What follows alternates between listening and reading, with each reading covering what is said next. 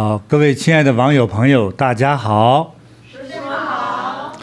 今天咱们的话题呢，也是特别有意思哈，是个心灵类的。是。物理说说看。哎呦，今天这个话题，其实我们都挺兴奋的，特别期待。是，关于讲到情商了，特别需要师傅指点呐。哎呀，我就是一直自认为还是个没什么情商的人哈。哎呀，师傅是高智慧、大智慧的人，智慧就是一般就顺情说好话呀，见什么人说什么话，这点其实我真做不到啊。你比如说到现在哈，我比如说我不认这个路，我就语言都是通的情况下，就是我问路我都心里有障碍。我说我问路他不会打我吧？反正还是就是。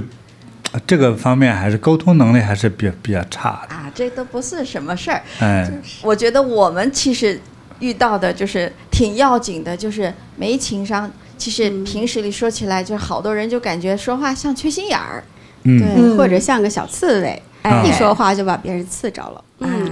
所以这种状态下真让人着急呀，着急。所以像我们身边有好多小伙伴哈，我们的小伙伴就是。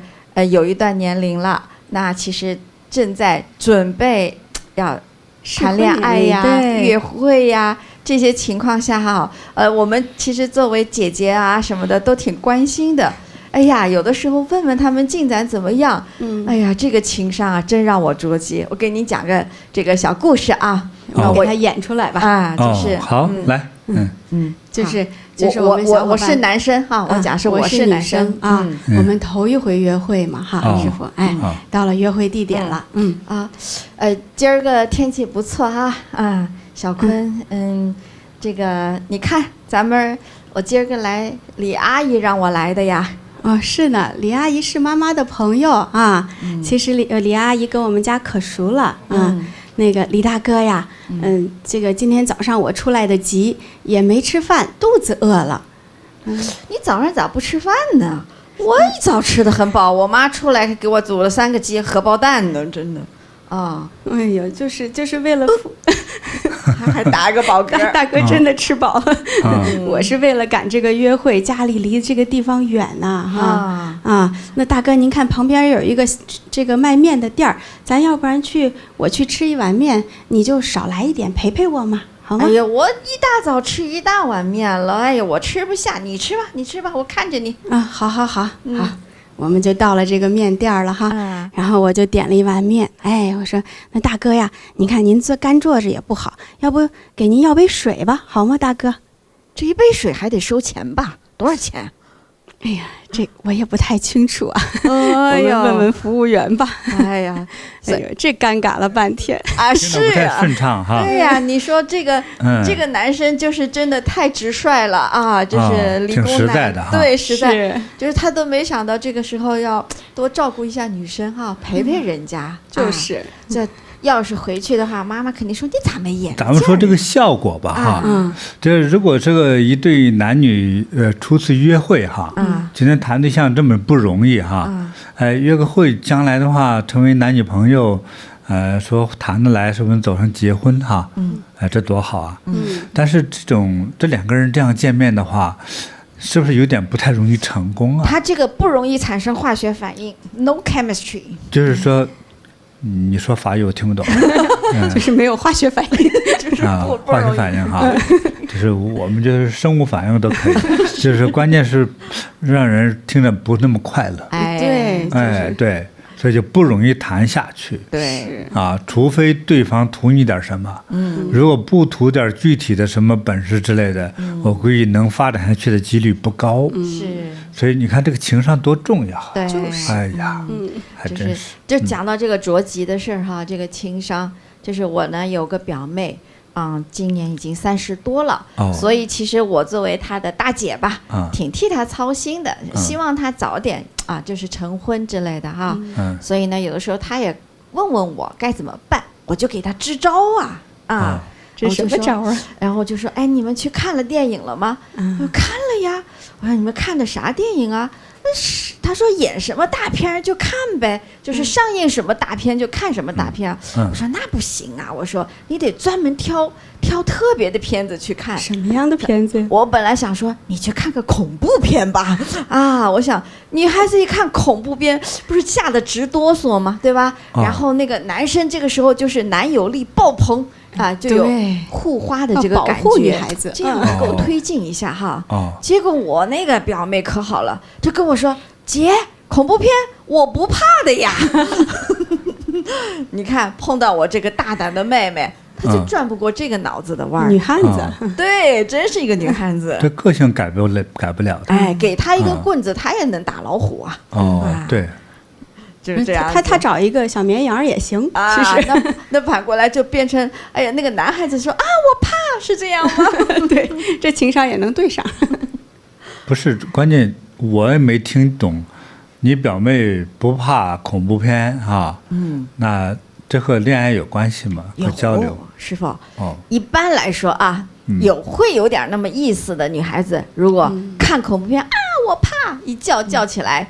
一般男生都会说：“哎呦，不怕不怕啊！”总归会有一些亲密的举动吧，比方说牵牵手啊，就是稍微这个摸一摸后背呀，诸如此类的，这个就一下子就增进感情了嘛。就我们小时候教的是男女授受不亲呐，你刚认识摸人后背呢，这话。那时候刚认识，他们已经有一段时间了，有一段时间了，对，但是需要促进啊。这个柴火得添一把柴火，就制造机会哈。哎，是的。有时候我怕，说怕你还来，电影票可是你买的，千万别碰到个男孩子说你怕我也怕，那怎么办？一块儿哭，哎，就是男生胆儿大的，我把电影院给砸了。是，所以在这种场合下，真的就挺考验人的情商了哈。所以我特别为我这个妹妹着急呀。对，估计还得继续着急啊！对对对，我努力几年，我怕这一招使不上了，不知道下一招可以给他使一个啥呀？是，好。就是人和人相处的时候，这种接触的时候，其实这个情商太重要了。对，哎，对，那你表妹还有什么具体？我那个表妹很可爱的，就是真的是很可爱，就是很善良的一个女汉子。女汉子是她很大方，落落大方，就是也不拘小节。其实有的时候男生讲话就是缺心眼儿啊，直来直去的话，对她来说压根儿都不放在心上的，不在乎，不在乎啊。就是这样子，所以我呢是希望他学一点这种细腻的这种情感类的，哎，就让人觉得，女孩子嘛，小鸟依人，哎，需要男生来保护的，哎，这种比较容易迅速快速吧，能够促进他们感情。下次跟你表妹说的时候，让她记着本本上看啊，说看我姐怎么说的。对，到了电影院，最后再拿出来复习一下，看一看哈，别忘了。我教了他2招，一招是我怕还有一招是我冷。冷。对，电影院的空调都特别凉，是挺冷的。对呀，你专门冷的电影院啊。对呀，家里多暖和呀。这个时候就让他下一回啊，希望他听进去。下一回再去看电影的时候，就要跟男生说我冷啊。男生说我也冷。关键还有的这个表妹就是说，我姐说我冷，其实我不冷。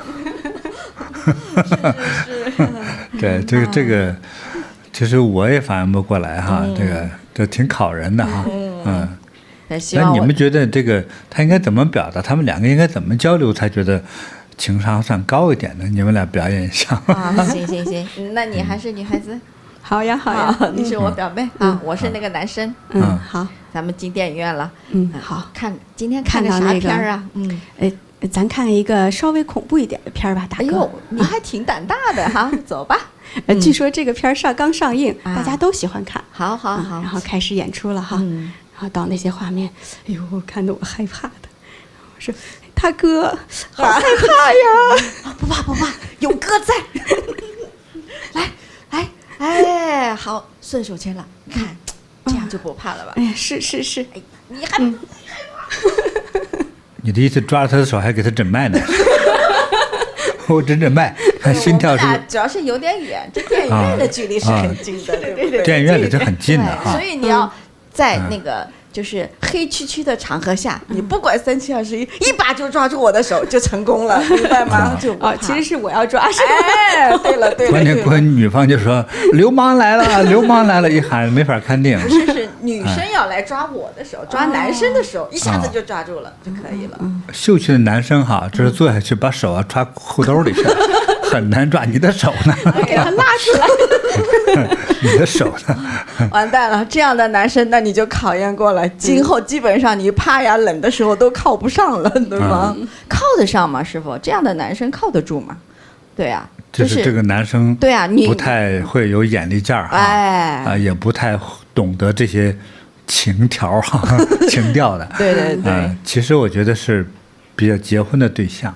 哦，是哦。你想啊，你让他老性出墙都不知道墙在哪，他对别人没有杀伤力、吸引力，他不知道怎么样去接人待物哈，所以很难赢得异性的喜欢对吧？所以的话，这样的男生反而是我觉得女生就主动一点哈，这是比较踏踏实实过日子的人。通常这些人呢都身怀绝技，好，对，有一门之长哈，但是呢，就是不太会去给人做交流啊，或者推销呀、社交啊，这方面比较差。这种人哈，他的应该说动手能力或者是理科能力是很强的。就比如说会计师哈，就有很多会计师啊，他对数字、对电脑哈，一学就会，就特别聪明，或者是那个 IT 男哈，弄电脑、网络类的很厉害。你让他这给你讲故事、做社交、做销售，难死他了，所以这种人通常还是比较踏实的，但是就是过日子好，对，就是不太会给人做更加温柔细致的沟通。但是那你想，你找一个男的太会说话的时候，那比如说你35，他38，说这么会说话，这么机灵，长得还不错，怎么还单着呢？对呀，这问题就复杂了。那倒是。所以你又会说话，又有长相，你还单着是啥意思啊？对不对？反而令人怀疑哈。是呢。那我觉得，那你又就聪明，但是呢不外向，不太善于和人这种沟通哈，所以这个单着他是情有可原。所以无论男女生哈，遇到这一类的人呢，其实还是挺好的结婚对象。但是你可能就得不到那种温情的那种表达呀，哎呀我爱你呀，什么你冷我怎么表现之类的，他都不太会。不过我感觉我那个妹妹倒不是特别需要这一点。对，说你害怕找我来。你表妹是这样的。是。对，女汉子是的，挺搭的哈。其实他俩这个性格挺搭的。我们不之前讲过，这个婚姻里头最好是狼羊搭配嘛。干活不累嘛。是。对，所以就不分男女哈。那有一个人呢，个性是稍微刚强一些。有一个呢，就会胆小柔弱一些。这两个人搭配反而是互补。是个好的但是这个沟通哈，你别企图总是说对方总能哄你开心，不一定。你学会，我觉得学会能够识人，能够了解别人，就知人善用一样的感觉哈。就是我们也需要提高这样的识人的情商，也还是比较必要的。是。对。师傅高见，真的是这样的。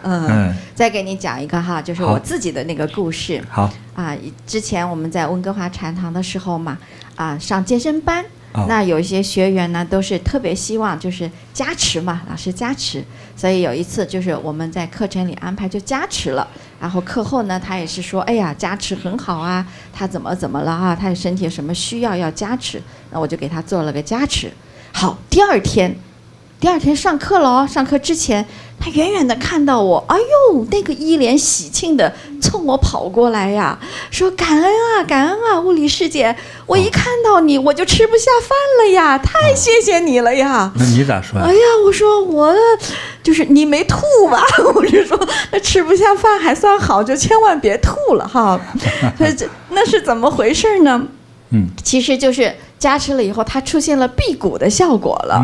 哎呦，我们的这个学员特别会说话，他确实就是辟谷了，就没吃下饭嘛，就是昨天晚上回家就没吃下饭，吃不下饭了。这么一连起来，看到我他就吃不下饭了，你说是不是？本来是个好现象，但学员太实诚了，实话实说出来。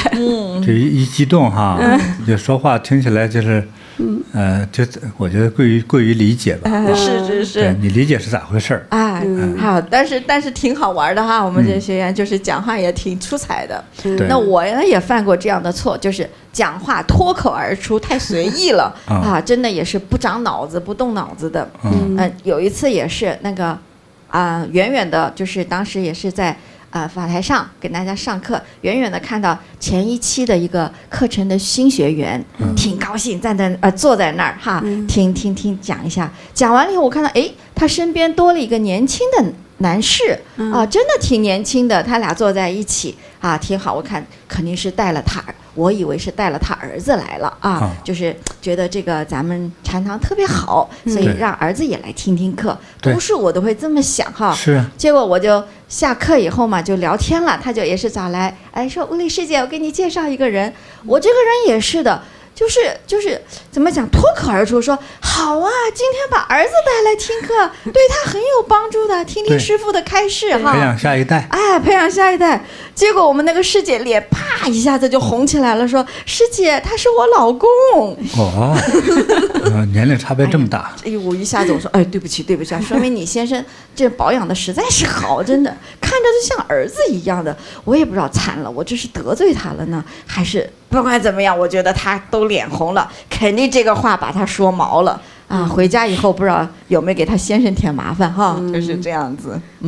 其实我们都有过这样子，就是不知道就情商低的这种时刻吧，师父哈。我记得我上大学的时候哈，当时大学1年级大家都是到外地上大学嘛哈，然后都是在食堂吃饭，然后假期就回去，见到自己的老朋友高中毕业的朋友然后见到他们之后聚会嘛都很开心。我见到一个我特别好的一个女朋友，然后我一见她，我一看，就像吹气球一样吹起来了嘛好久没见了我当时也是特别开心，我说哎呀，你们这个学校食堂的伙食真的是太好了。说完之后，看着这女孩子脸一下子就耷拉下来了，我就一下意识到自己说错话了。我觉得还算说的委婉的哈。这咱俩都不算会说话哈，但是我们身边人还有情商高的呀。对就像你看我们天天上镜对我来说，我最怕我们的摄影师把我拍的又白又胖的那个圆圆像哈。那有一次我就是下了直播以后，我就找我们的摄影师说，我说小武这个你看怎么今天这镜头里我那又白又胖，都圆溜溜，这个都像吹起来的一样的哈。没想到我遇到了一个情商高的摄影师，立刻就说了，哎呀师姐，你这个是佛光都把你都把佛光给吸饱了呀！真好！就是泡的都是佛光里头的呀，多会说话呀，是不是？这个真好，挺好。所以就好吧，就接着让他射吧，就是这样子对。所以你看，我们生活中很需要情商吧？对，所以说话的艺术哈，情商的反应速度哈，对，很重要。还有就是最重要还是。就是这种交流谈话中哈，是不是让人感觉到舒服？我觉得这挺重要的。对，就是经常我们就是不懂事儿的话，就是语中带刺吧，或者是说话，有些人说话就特别呛，有的人说话就特别的挖苦或者贬低的，所以呢，就是听者的特别不舒服，其实人家就不愿意跟你交心了呢。对，这个其实这种。体谅他人哈，再思考一下你怎么表达，你和别人的交流方式其实非常重要。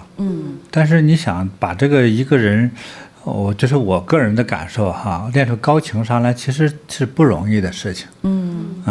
是不容易的，对我来说有点吃力，就是但是我是觉得，多数高情商的人是天生的，我觉得就像个性一样。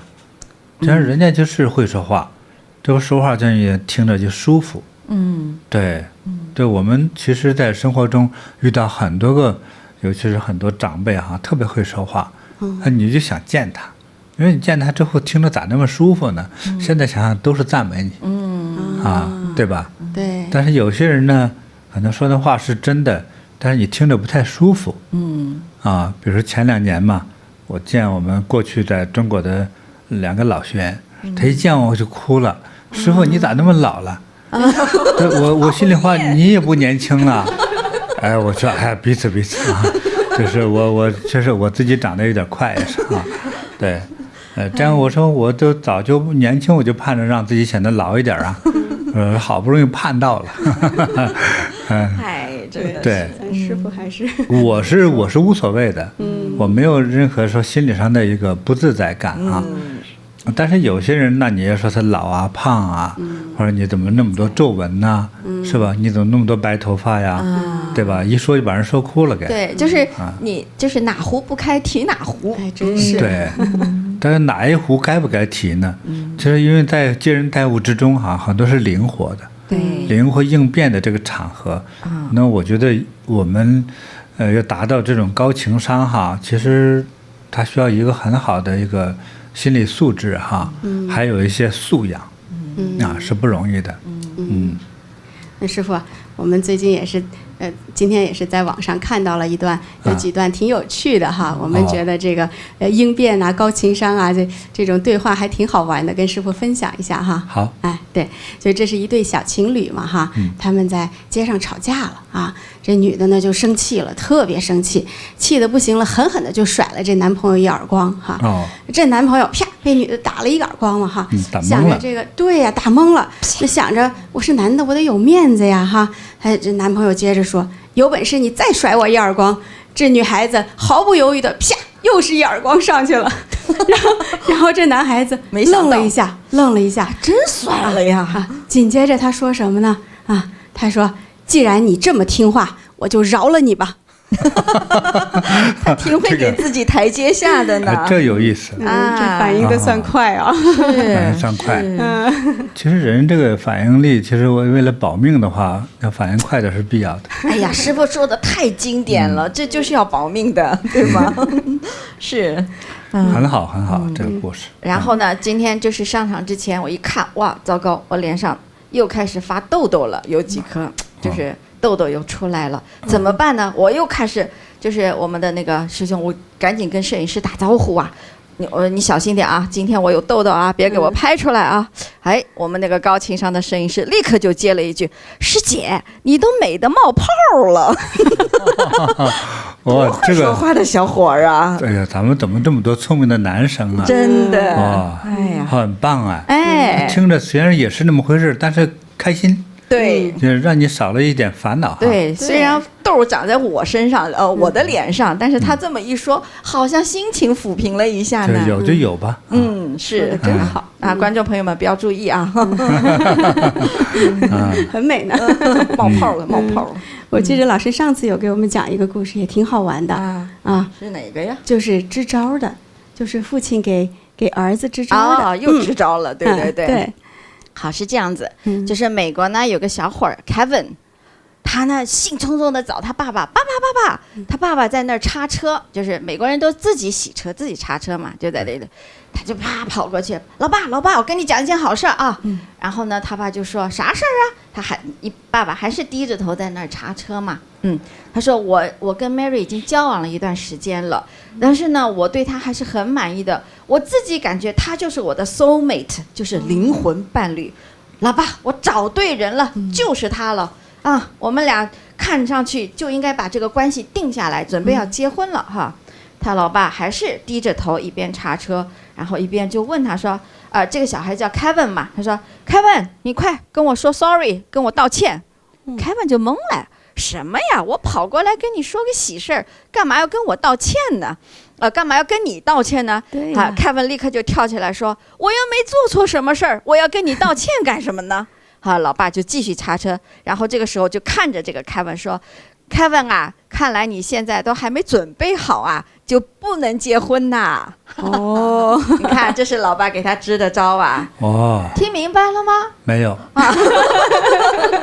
其实啊，这爸爸是婚姻中的过来人，他就是在考验儿子，说你会不会就是哪怕就是没理由，你都要说 sorry 的这个情况，看这个儿子有没有准备好哈。我相信我们在婚姻中的这些师兄师姐们，你们听了可能会莞尔一笑。是什么呢？就是说，如果呀你在婚姻中，男生不能够大大方方随时随刻说 sorry 或者是道歉，主动认错的话呢，这个婚姻就还没准备好。因为我们为什么一讲这个笑话特别大笑呢？每个对夫妻都知道哈，经常在这个关系中，男生都要主动道歉的。对，如果其实就是女生有的时候发点小脾气呀，需要哄一哄啊，安抚一下呀。如果你不懂这一招的话，就说明你还没有找到婚姻的真谛啊。这个老爸就给这个 Kevin 支了这个招。是不是很有道理啊，师傅？不知道，但是我开始了解哈，这个可能多数女性呢，还是有她很天真可爱的那个部分。对，也就是不管对错，发个脾气。明明自己错了，还让对方道歉，是就是万事都是男的错。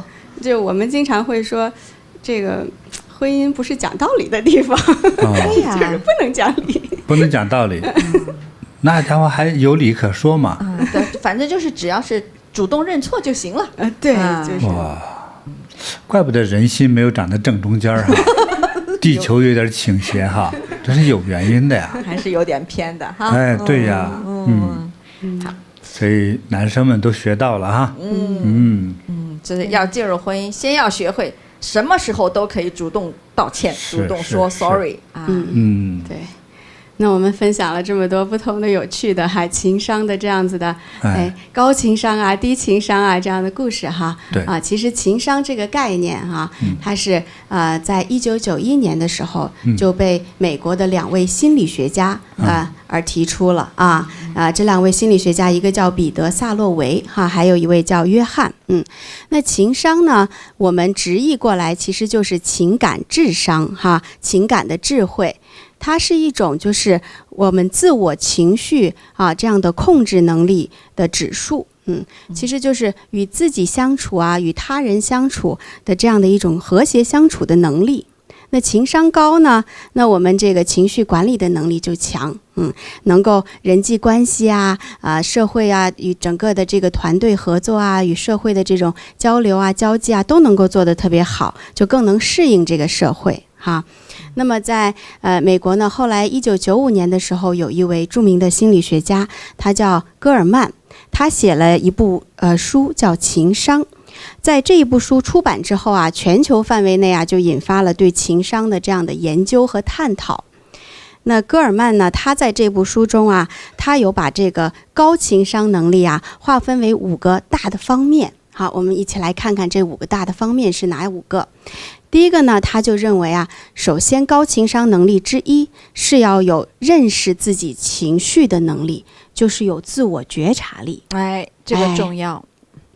对，就是人很多时候人的这个情绪在起来的时候，其实经常会没有意识到自己情绪上来了尤其是在负面情绪的情况下，所以有这样的自我觉察力是高情商能力的第一个重要的方面。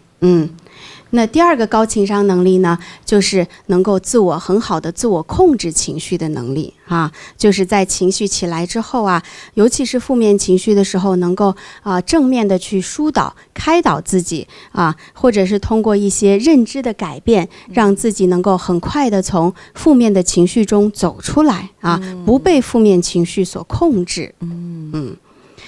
那第三个这个高情商能力是什么呢？它是激励自己的能力就是能够乐观的看待很多事物，在自己遇到挫折挫败困难的时候，还能够不断的去激励自己，朝着自己的目标能够很努力，保持自己的信心努力朝着目标而奋斗。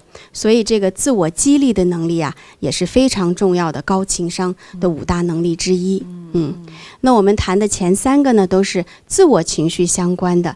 第4个高情商的能力它就与他人的情绪相关了，就是能够认识他人情绪的能力它叫共情力，也叫同理心是。对，就是我们经常刚才举的那么多例子，经常和他人聊天的时候啊，我们犯了一些低级的错误，其实是因为我们没有考虑到别人的这种感受啊。这个话说出来，其实对方怎么想都没有顾及，所以就会在不知情的情况下伤害到他人。对。那这第5个高情商的能力呢，它呢就是能够调动别人情绪的能力，能够维持一个非常好的融洽的人际关系哈，让我们在现实环境中啊，能够很好的解决问题，能够很好的控制情绪。这就是戈尔曼认为的高情商的5大能力。对，我们可能会联系到这个生活实际啊，稍微再跟大家讲一讲这5大，比方说自我觉察能力，对，就是高情商的人会知道哦，今天早上出门有一些不愉快的事情发生了，但是呢，我带到工作当中的时候呢，不要把这种情绪带进去。所以跟我的同事讲话，跟上司讲话，开会的时候讲话，还是要心平气和。这个就是有这种自我觉察的能力啊。对。如果没有这种自我觉察能力，这好吗？就是早上如果出门前夫妻刚吵过架，那进了公司就像一个炮筒子似的哈。所以碰到同事，看谁都是拉着个脸臭脸，这样就不好。哎，这就属于情商需要有待提高的部分。那自我觉察之后呢，就马上能够自我调整，对吧？需要调整到情绪，对，调整到一个积极啊、健康的这样的情绪状态啊。对，好，那刚才讲的第3个能力是激励自己的能力。所以比方说坐到办公桌前，深呼吸3次，听一听我们师父的那个金菩提圣经，对，或者是疗愈音乐，放松一下，把自己的情绪转换好，立刻去投入工作。这样的话，大家还是觉得你的今天还是一个很怎么讲理性的。理性状态呀，或者很好沟通的人，这个还是很重要的。正面情绪很饱满。对。再接下来的这2点呢，就是能够理解他人的情绪哈，理解他人的感受哈，同时还能够在必要的时候调动一个团队的情绪啊，尤其是在做一个管理者的时候，能够激励着大家一起哈，能够快乐的，尤其是在大家有的时候特别累啊，一个团队特别累的时候，大家就容易抱怨哈。这个时候管理者如果能够讲个笑话哈，然后让大家重新又回到一个特别轻松，然后又想想自己为什么在努力做的这个一起要共同完成的这个目标啊，一起在就是激励起来，更有动力的去向着目标前进。就是讲到这个同理心很重要，共情能力哈，就是有的时候我们就是比方说不会觉察、不会察言观色的时候呢，在一个场合，比方说你是个挺会讲冷笑话的，你挺想说一说，但是在那种严肃的场合不适合，所以你都根本不知道别人的心思，还是很紧张的时候，你光讲一个这个冷笑话，大家没有人会就是说 appreciate 怎么讲，就是会或者会感受或者感谢你的哈，就是这种情况。所以那个时候呢，千万不要讲那种非常讽刺性的那种冷笑话，你只会就是什么雪上加霜，反而会如果情商高的话，讲一个温暖的笑话很感人的笑话，这样的话把一个很紧张的气氛能够让它柔和下来，这个就是一个情商高手他们会做的事儿。好，最后呢？对，所以戈尔曼就是认为啊，其实我们的这个我们以前经常会讲智商这个词嘛哈，智商是我们这个智力这个聪明度啊智力指数的这么一个反应哈。那其实智商和情商是人的2个非常重要的能力啊，就像人的左膀右臂一样哈。那智商呢，是我们在面对问题的时候能够理解问题、解决问题的能力，而情商呢，是我们在解决问题的时候能够让我们整个人朝着正确的方向去使力啊，来更好的更有效的把这个问题解决的这样的一个能力。所以师父这么看来哈，通过这些心理学家他们的研究，我感觉这个情商也离不开智商啊，是不是？这个我不懂啊，就是说他刚才说这个教授讲的这个部分哈，这个情商其实是智商的一种表现。情感的表现。那对，就是说我理解的哈，就是应该是一种一种就是快速的一种反应力，或者是一种沟通的能力，对，一种通融的哈，能够不仅仅是沟通的哈，或者叫做变通的能力。变通，变通呢，另外一个词汇就叫举一反三。老师教学生呢，通常都是这样说，任何一个道理哈，你要学会举一反三的去应用，对不对？比如你学一个词汇，老师说，那你学个造个句儿，你不可能说书上就那一句我抄下来背过就行，不行，你要学会用的话，你要去用在别的一件事情上，把这样一个词放进去，还要恰当，是吧？就是你的应用能力。那这个就是应该就是快速反应的，就尤其是我们去办一些事情的时候，比如到一些冷场合，比如说你要去办一个你的身份证件，那这个通常呢，政府官员跟你说话，很少是说跟你微笑着啊，给你像安抚你的这种情绪是不可能。那政府人员他跟你问话聊天，就是一个制式的，就是一个看似一个比较生硬的，冷冰冰的，甚至说你为什么办护照？那平常要是老朋友聊天的话，废话，我经常出国呀，是吧？但是你得正常回答呀，对，是不是啊？所以他的冷冰冰的东西，但是你的回答如果让他不满意，官员他在管理者嘛，对，他有权拒绝你，是，那你是不是可以要怎么样保证自己能办到这个护照？对，是吧？甚至是入一个国家海关的时候，达不到人家满意，比如说你没有买回程机票，它是这个电脑上有个规定的，没有买回程机票的全部让进关。大家也学会这一点哈。你正好帮你买票的人或者你自己买票就觉得我什么时候回来我再买，海关就不让你进到人家的国家。那你怎么样进？如果让你进去吧，官员就是自己已经违背规定，对不对？对。你说好话也没有用，那怎么办？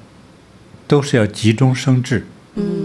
你肯定要想方设法说服官员放你进去。对。就要去这样做事情，对不对？所以那你们怎么去应变呢？那你不应变，你自己再坐飞机回去吧。就是。可是呢，你要去的这个国家，比如说你要去美国，是吧？你朋友在等着你呢。对呀。等着办事儿呢，或者你去看病，医生都约好了，是吧？所以你要去怎么样紧急的处理这些紧急的麻烦事情。就要调动的是情商。所以它是我们智慧的一个组成部分，就是很重要的部分。就是变通的应变能力。对。所以这个情商呢，就促进我们去这个达到智慧的最高的表达。哎呀，真好。以来促进自己要做的事情。我是乱说的。这个特别好，师父讲的，就是它其实是一种智慧的体现了。对。所以说，如果我们说，哎呀，智商高的人，我们用这个比较民俗的话讲，就是聪明啊，对不对？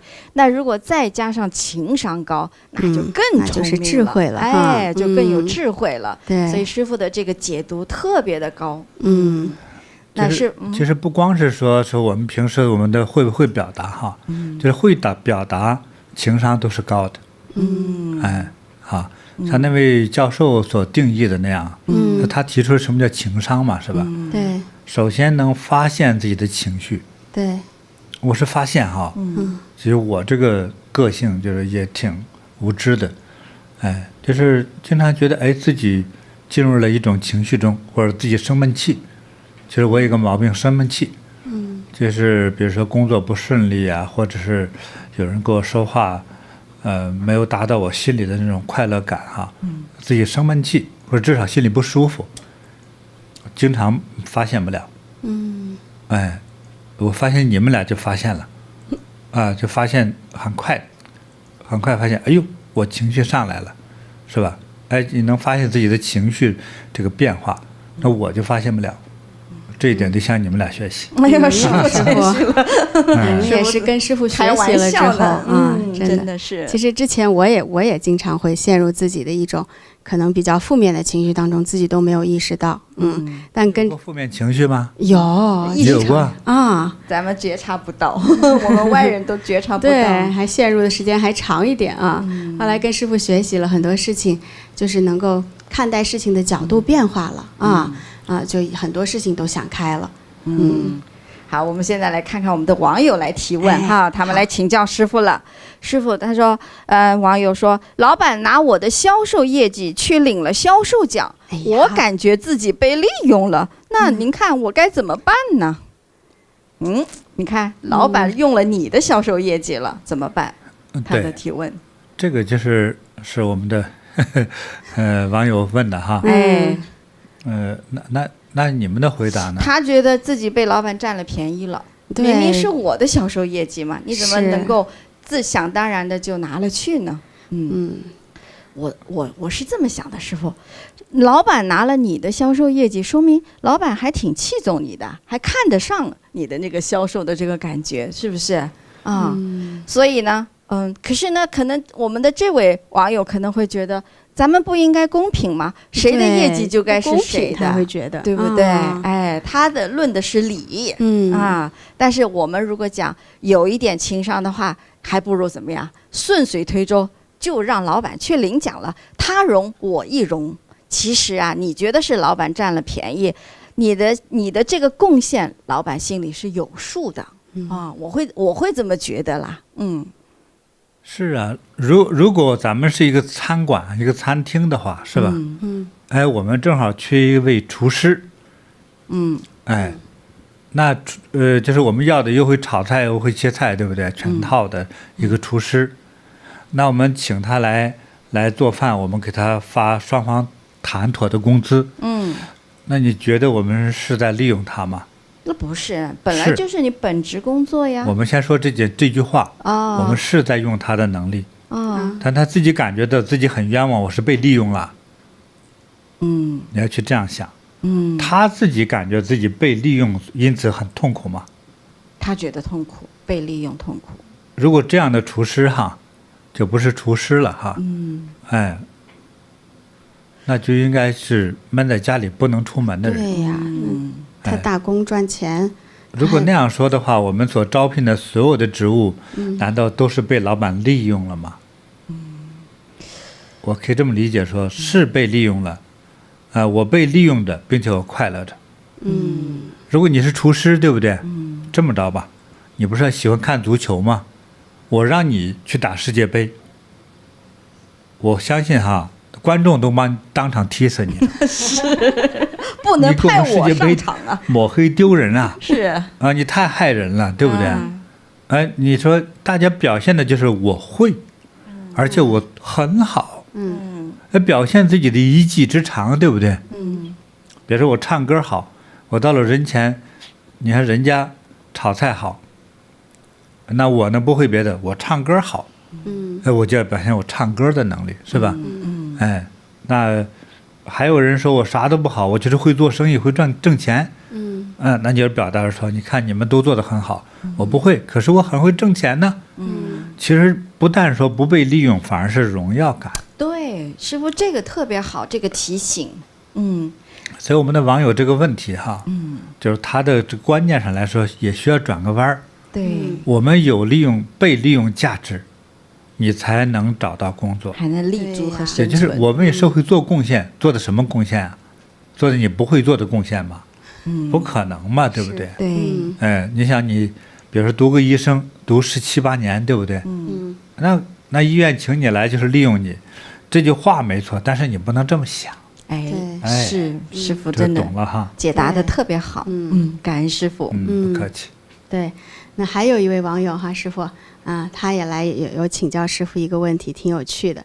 他说：“师傅好呀，我呢给自己买了一些昂贵的化妆品但是那个邮寄地址也不知怎么就当时糊涂了，是写错了还是怎么回事？寄到老板那里了那他自己也是想着化妆品寄错了嘛，那自己都不舍得给自己买那么贵的化妆品，最后就从老板那儿又给要回来了啊。他说要回来之后啊，这个他发现老板呢就在工作中啊，经常会找他麻烦啊，好几年了，工资也没涨，机会也轮不到他，他现在就很痛苦。他就说这工作吧离家近啊，然后呢工作又容易，他觉得做起来也挺容易的，特别不想放弃。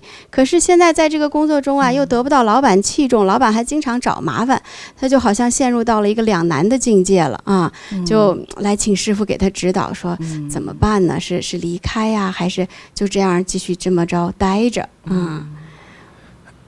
我如果问我的话，我觉得老板可能是一次误会。对。比如说你这个邮件呢，老板怎么收到呢？就说明你都寄到你们公司了。对。甚至公司里头写的科室就是你们同一间那个办公室的。同一间办公室来了邮件，一般邮差先给这个负责人嘛。老板也没多想，因为没有写别人啊。老板，你早上打开，我看看，这是啥？寄来了啥？他没弄懂，不知道是哪个傻子给我寄了一个化妆品，而是名牌仔细端量一下，这不像假的，像真的。尝尝看有没有毒，如果没有毒的话就用。这名牌啊，我都舍不得买。哎呀，太棒了，老板还挺开心，对不对？但是你呢，在那干着急。所以说，老板是个误会。但是不知道是你买的，对不对？他可能也忘了去问一问大伙儿是谁买的，对不对？可能忘了。这个事儿呢，你就不要烦恼。化妆品多贵，还能比汽车贵了？我觉得对于我来讲，这是一个很小的事情。我相信对任何一个工作人员来说，这也不是什么很贵重的事情。就算了，就不要去计较，好吧？但是呢。他呢，先去找老板去要了，这是我的。其实老板心里也有点不好意思，其实尴尬了。你看今天我是老板的话，哎呀，真的不好意思，我就忘了是谁的。你看我还抹了2天了，真对不起哈。要不然我帮你买一套新的，是不是？我相信很多老板也不是那么小人哈，那又不像挨饿的时候那个大饼是吧？所以老板也是个误会。但是你说他和你产生一点过节的话呢，我觉得老板也许会有，至少没有那么愉快，对吧？对。我都觉得你呢，应该说找老板的生日啊，或者什么一个活动的时候哈，给老板呢做一些沟通，但是别道歉，因为你没有太多的错误。你别说我把这化妆品要走就不太好，下一次呢，你可以给老板专门买一套化妆品。因为你的这个皮肤这个样子哈，所以我觉得呢，我朋友给我介绍这一套化妆品，老板特别适合你，也可以啊。这个好。我觉得花点小钱哈，把这个你的上下关系，我觉得弄顺溜了，融合一下。而说的不是犯罪和拍马屁呀、行贿呀，还不是这个意思。就是仅仅是说我们之间上下级关系之间哈，是沟通是比较顺畅的。这就好了。至少你们在工作中是，没有烦恼，对不对？对。如果你的上司刁难你的话，你能快乐吗？对呀，他现在就感觉了嘛。甚至是你的职位不保啊，就是那被辞掉都可能，对吧？那就因小失大了。所以下次网友遇到这种事情的哈，也不是极为贵重的商品的话，就不要去要。对。就当做寄丢了。你人生之中，你说你在做所有的事情就没有一种白白的损失的时候吗？对呀，对我来说是时常有的。是就不能太计较。对，其实有的时候吧，我们还要特别找场合去送个礼物的时候，比方说，别人生日了，我们还要送个礼，你就全当做，是我的经理过生日，我就给他送个礼吧。你这么想，自己也宽容一些了，对吧？我们在金菩提家训之中哈，有提醒哈，就是我们的后代哈，他可能还年轻，没有什么阅历，我们的提醒的哈，我们也不会做，但是要看很多容易做成事业的那些大人物，那些有钱人，那些社会名人，他们忙不忙？你想想。特别忙，就自家的业务忙不忙？特别忙，但是总能出现在新闻报纸上说，哇，又参加了一次慈善晚宴。哎，那个张老板又是捐款1个亿啊！美国哪个老板又捐款10个亿？哎，而且还有一次，你看和另外一位明星打球。哎，那老板那么大老板啊，他的资产有几百个亿的时候，时间多他自家的事情难道就没事儿吗？太金贵了，他的时间太金贵，怎么还和其他的名人去打球？和美国副总统喝茶？哎，这是为什么呢？他每一次安排的这些社会的交往，肯定是对他的事业更有帮助的。对，对，就是说你说的对了哈。可能比如说你和这个今天美国大商人比尔盖茨先生哈，哎，吃了2个小时的饭聊天，我估计你也吃不下去，光聊天了。他给你的启发，给你带来了200个亿的收入，比你去管你自家的业务，说谁偷点东西走了，哪个高级管理者做错了事情了，相比的话，我觉得这个对你来说更重要，对不对？对。所以呢，这个社交哈，哎，促进这个社会交往哈，其实会给你带来很多新鲜的血液，新鲜的能量，还有呢，超级的助力之源。对，就是这样。我记得有一位哈，当年哈，在香港有一位华人的一位船王，就是包先生，包玉刚吧，是吗？好像是，是，他是当时应该是，1945年之后哈，2战之后呢，从中国的上海，去到的这个香港。到他在上海的时候，他是个银行的高级职员，一个部门经理。但是他到了这个，他也脑子活呀，他并没有去找人找关系去到银行打工。他进入了另外一种境界。什么境界呢？他不去找工作，他反而专门打听这些富人通常都在哪里出没。这是真事儿啊。这是他自传里写的。他就打听到某某半山一个什么网球场俱乐部。一些富人在那里经常出没，并且得知后天来一位，当时那个有个国家希腊的一位世界船王，将到这儿发表这个新闻发布会，并且表演和香港的一位大地产商在那打一场球。其实就是见面，就用打球的方式来接触，也让香港人认识他，因为香港是港口嘛。他就因为他刻意打听嘛，就知道了这个消息，所以他呢就去在那服务。他想方设法伪装了自己的身份去在那服务。就是在这个某种巧合的情况下，就认识了这位刚才说这位船王。认识这个船王之后呢，这个他英语还不错了。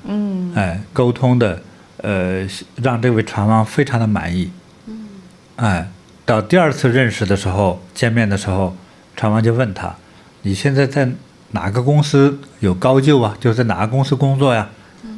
他说：“我现在没有工作。”说：“难道你还找不上工作吗？”他说：“我不会轻易去工作，我想创业。”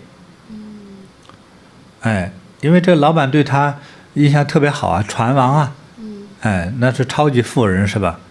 就业，说你这个聪明才智，你能给别人打工吗？他说我如果是找到好的主人，我乐意来扶持他。就这个人因为对他太感兴趣了，我不知道用的什么样的方法。这个船王就说。这样，如果做海运，你干嘛？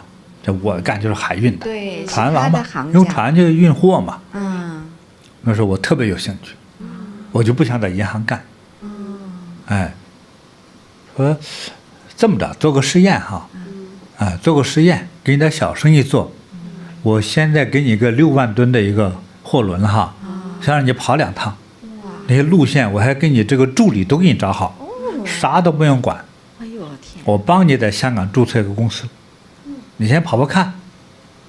要干了1年以后，觉得还不错，开始熟悉这个业务哈，而且他不懂这个东西，但是他非常快速的学。到了第2年，船王就跟他说，我决定让你升级，给你60艘船，让你跑，60艘，就从此慢慢成就了这个香港船王包先生的这个传奇的神话故事，就成为了亚洲船王。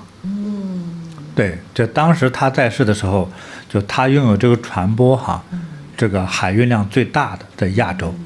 那他的老板呢，就是国际船王。你想能做亚洲船王已经很了不起了。对。他名下有很多艘船。那个资产呢，像天一样大，巨大的。是。所以说他这个发家史的起点在哪里呢？社交。是。就是因为这个社交成就他一生的荣耀。重要吧？重要。对。所以就是说，你可以记忆力不行，你运算力不行，跑步不行，但是如果你社交行的话，我也不是说大家什么都不要干去社交吧，也不是这个意思。因为每个人都是上天所生了哈，每个人有特长。如果你的特长别的都不会，或者别的做的不满意，你能把社交做好说不定给你带来很好的机会。对。这是真的是高情商啊！我们的包老先生。对。所以我们其实经常看，在这个工作环境中哈，师傅这个技术能力比较高的都是打工的啊，反而是可能情商要高哈，情商占的比例高的人，成功的就是成功者中情商更重要一些，是吧，师傅？所以我们其实在古代历史上就有很多这样的名人哈，他们的情商真高，就像师傅刚才讲的，其实他的这个情商的高度已经高到了智慧的部分了哈。就比方说，而且这个情商的高啊，很多人就像师傅讲的，可能是天生的耶。很多的话，小孩子的时候他已经展现出了这样的能力和才华。我们知道，其实在历史上有一个小朋友很有名，叫甘罗。他怎么有名的呢？其实他是帮他的爷爷甘茂出了个头。之前啊，就是他爷爷是秦朝秦王的时候的一个右宰相、右丞相哈。那有一次呢，秦王就在朝廷上，其实啊，他就是可能百无聊赖了吧，就想考一考他的这些下属的官员、文官武将。他就说：“哎呀，他说我呀，特别想吃公鸡下的蛋啊，我的爱卿们、爱将们。”你们要想办法啊，给我去弄一些公鸡蛋来啊，让我来吃。这个就是这是个大难题啊。对。然后呢，就是大臣们不知道，哎呦，这秦王今天出这道题儿啥意思啊？卖的啥关子呢？不敢接话啊。那好嘛，这个时候他不敢。大家都不敢接话，就是王啊，秦王直接就把这个任务就派给了甘茂啊，老爷爷了。甘茂也没办法呀，王命不可违呀，就只能先答应下来，承接旨。回到家可愁了，甘茂就想，怎么哪儿上有这样的天降瑞相，有哪只公鸡中了这个彩呀，可以下蛋啊？赶紧就找人，就是邻居啊、街坊的都去打听谁家的公鸡能下蛋。这个是有违自然的嘛，再也找不到能够下蛋的公鸡了。所以啊，甘茂一直在家愁着眉啊，背着手在那儿踱步啊，愁眉不展的。就是他的小孙子甘罗看到了爷爷的这副的愁苦相，他就问：“哎，爷爷，你为什么那么愁眉苦脸的呢？”爷爷就说：“哎呀，王啊，给了我一个任务，要我去找这个公鸡下的蛋献给王。”这个可愁了。甘罗也是听，公鸡不会下蛋的呀，那爷爷怎么办呢？这个小朋友啊，突然计上心来，他说：“爷爷，这个事儿您就交给我吧，您呢，明天早上就在家休息，我来带您去上早操。”第二天早上，这个甘罗小朋友才几岁呀？好像就是8、9岁的样子，就上早操了。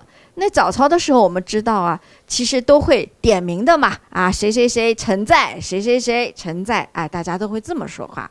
然后就点到这个甘茂的时候，没声了，就听到一个很稚嫩的声音说：“甘罗在。”秦王一看，你这个小屁孩，今儿个怎么来上朝了？就问他呀：“甘罗，你是谁呀？”他说：“我乃甘茂的孙子啊。”这小孩挺大方的，就在那个朝廷上一点都不紧张。那他说你怎么来了？他说我今天是带我爷爷来上早朝的。那你爷爷呢？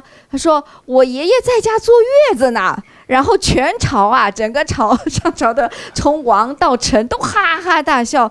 这个小孩来了，本来就够怪异的了哈，居然还就是张口就是胡说了，就是当然啦，童言无忌啦。秦王也不会太把这个当回事，只是觉得你这个小孩挺好玩，说话挺有意思的。那说你那个爷爷个大男人，怎么还能坐月子呢？啊，就说这他都不生孩子，怎么能坐月子呢？所以一听秦王说这话，甘罗立刻就接了下一句说：“是啊，秦王，既然我的爷爷也不会生小孩，他也不会坐月子的话，那我的爷爷怎么找得到一只公鸡会下的蛋呢？”啊，哎呦，秦王一听，哎呀，不仅没怪他这个小孩说你这还冒犯我哈，还跟我犟嘴啊之类都没有，反而特别喜欢这个小孩的机智，就哈哈大笑啊。就觉得这个小孩以后前途真是无量的呀，所以我们也知道历史上后来甘罗真的成长以后，真的是比他的爷爷还要出色，成了一个非常著名的历史人物。对，真是有意思哈。哎，从小就表现出很高的情商啊。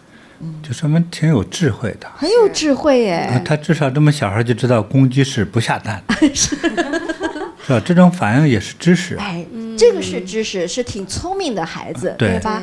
然后，师傅，我觉得他就应了您说的那个变通，举一反三了。对，公鸡不下蛋，那我爷爷也应该不下什么来着吧？所以他不仅会举一反三，而且他还会善用让爷爷装病去坐月子吧。你看这小孩是不是又机智，情商也高？真的是。对，所以这个情商哈，就是在这个人生之中哈，其实挺重要的这样的一个智慧的组成部分。如果我们有一点这种就是变通的这种思维能力的话哈，是这个我相信哈，对于很多事情就会变得更顺畅，或者能放大。我是假设说，如果你是一个建筑工人，如果情商高的话呢，你可能很快就变成包工头，就是一个小公司老板。对啊，慢慢你可以变成盖这个更高级的大楼。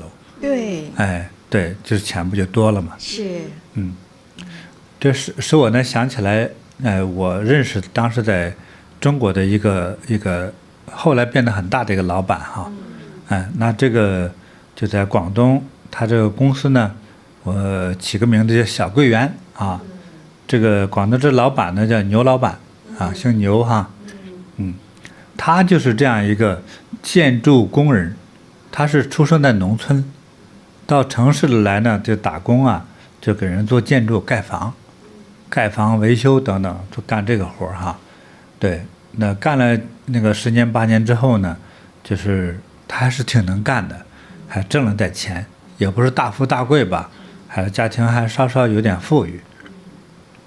但是他这个就像很多商人一样哈，就越干他这个野心和胃口就越大，因为他有了一点钱了，结果呢，不知道什么样的机缘呢，就是叫人给忽悠的情况下，就买了他们那个地区的就是超级那种像那种叫什么水田了，就是很多水的，有点沼泽地加盐碱地，就是既不能种植物啊，也不方便去在上头盖房子，而且这个位置还特别偏僻，就前不靠城市，后不靠乡村，就是这样一个偏僻的地方，这个给叫人撺掇着买，那个地太大了，还说分期买，他就想着，你看外面，比如说别人那个地产商哈，比如说盖了一个别墅，在那个时代哈，就是卖了180万一套别墅，但是成本呢可能就是50-60万，啊，这太划算了，我一套挣几十万，那10套呢，100套呢，所以他那个地呢能至少盖1-2千套别墅，是非常大的地哈，而他动了这个心了。结果又贷款，他的钱早就不够了哈，因为很大的一块地。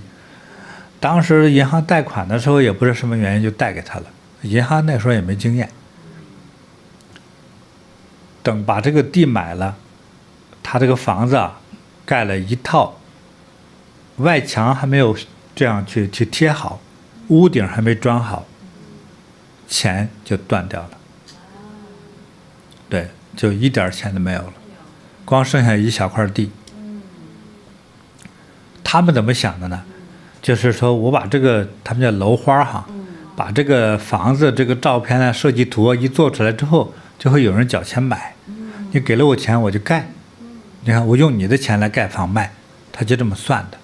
他原来那些钱是买这块地，并且没有付全款，就是一部分。他这个地也分了很多期买。光买第一期借了银行几千万，自己的几百万全搭进去，就这样没有钱再去盖房，所以呢，他的剩下的钱呢，盖第一套别墅都没完全盖完，没有人给他买房，因为这个位置太烂了。说出来买菜的话，得开车2小时，那谁那这样去，这干嘛呀？我图啥呀？这是啊，在广东。一般生活比较方便的地方哈，我干嘛跑这来买别墅啊？我撑得慌啊！哎，要不是你傻就是我傻，反正我不买。是，没人买。哎呀，那这样他就没有资金回笼了。对，就断了资金流。哎，这个银行呢，这个时候银行一看也怕，我的钱收不回来啊。哎，就和警察商量抓他吧，警察说抓了他更没法还了，你不能抓进去啊。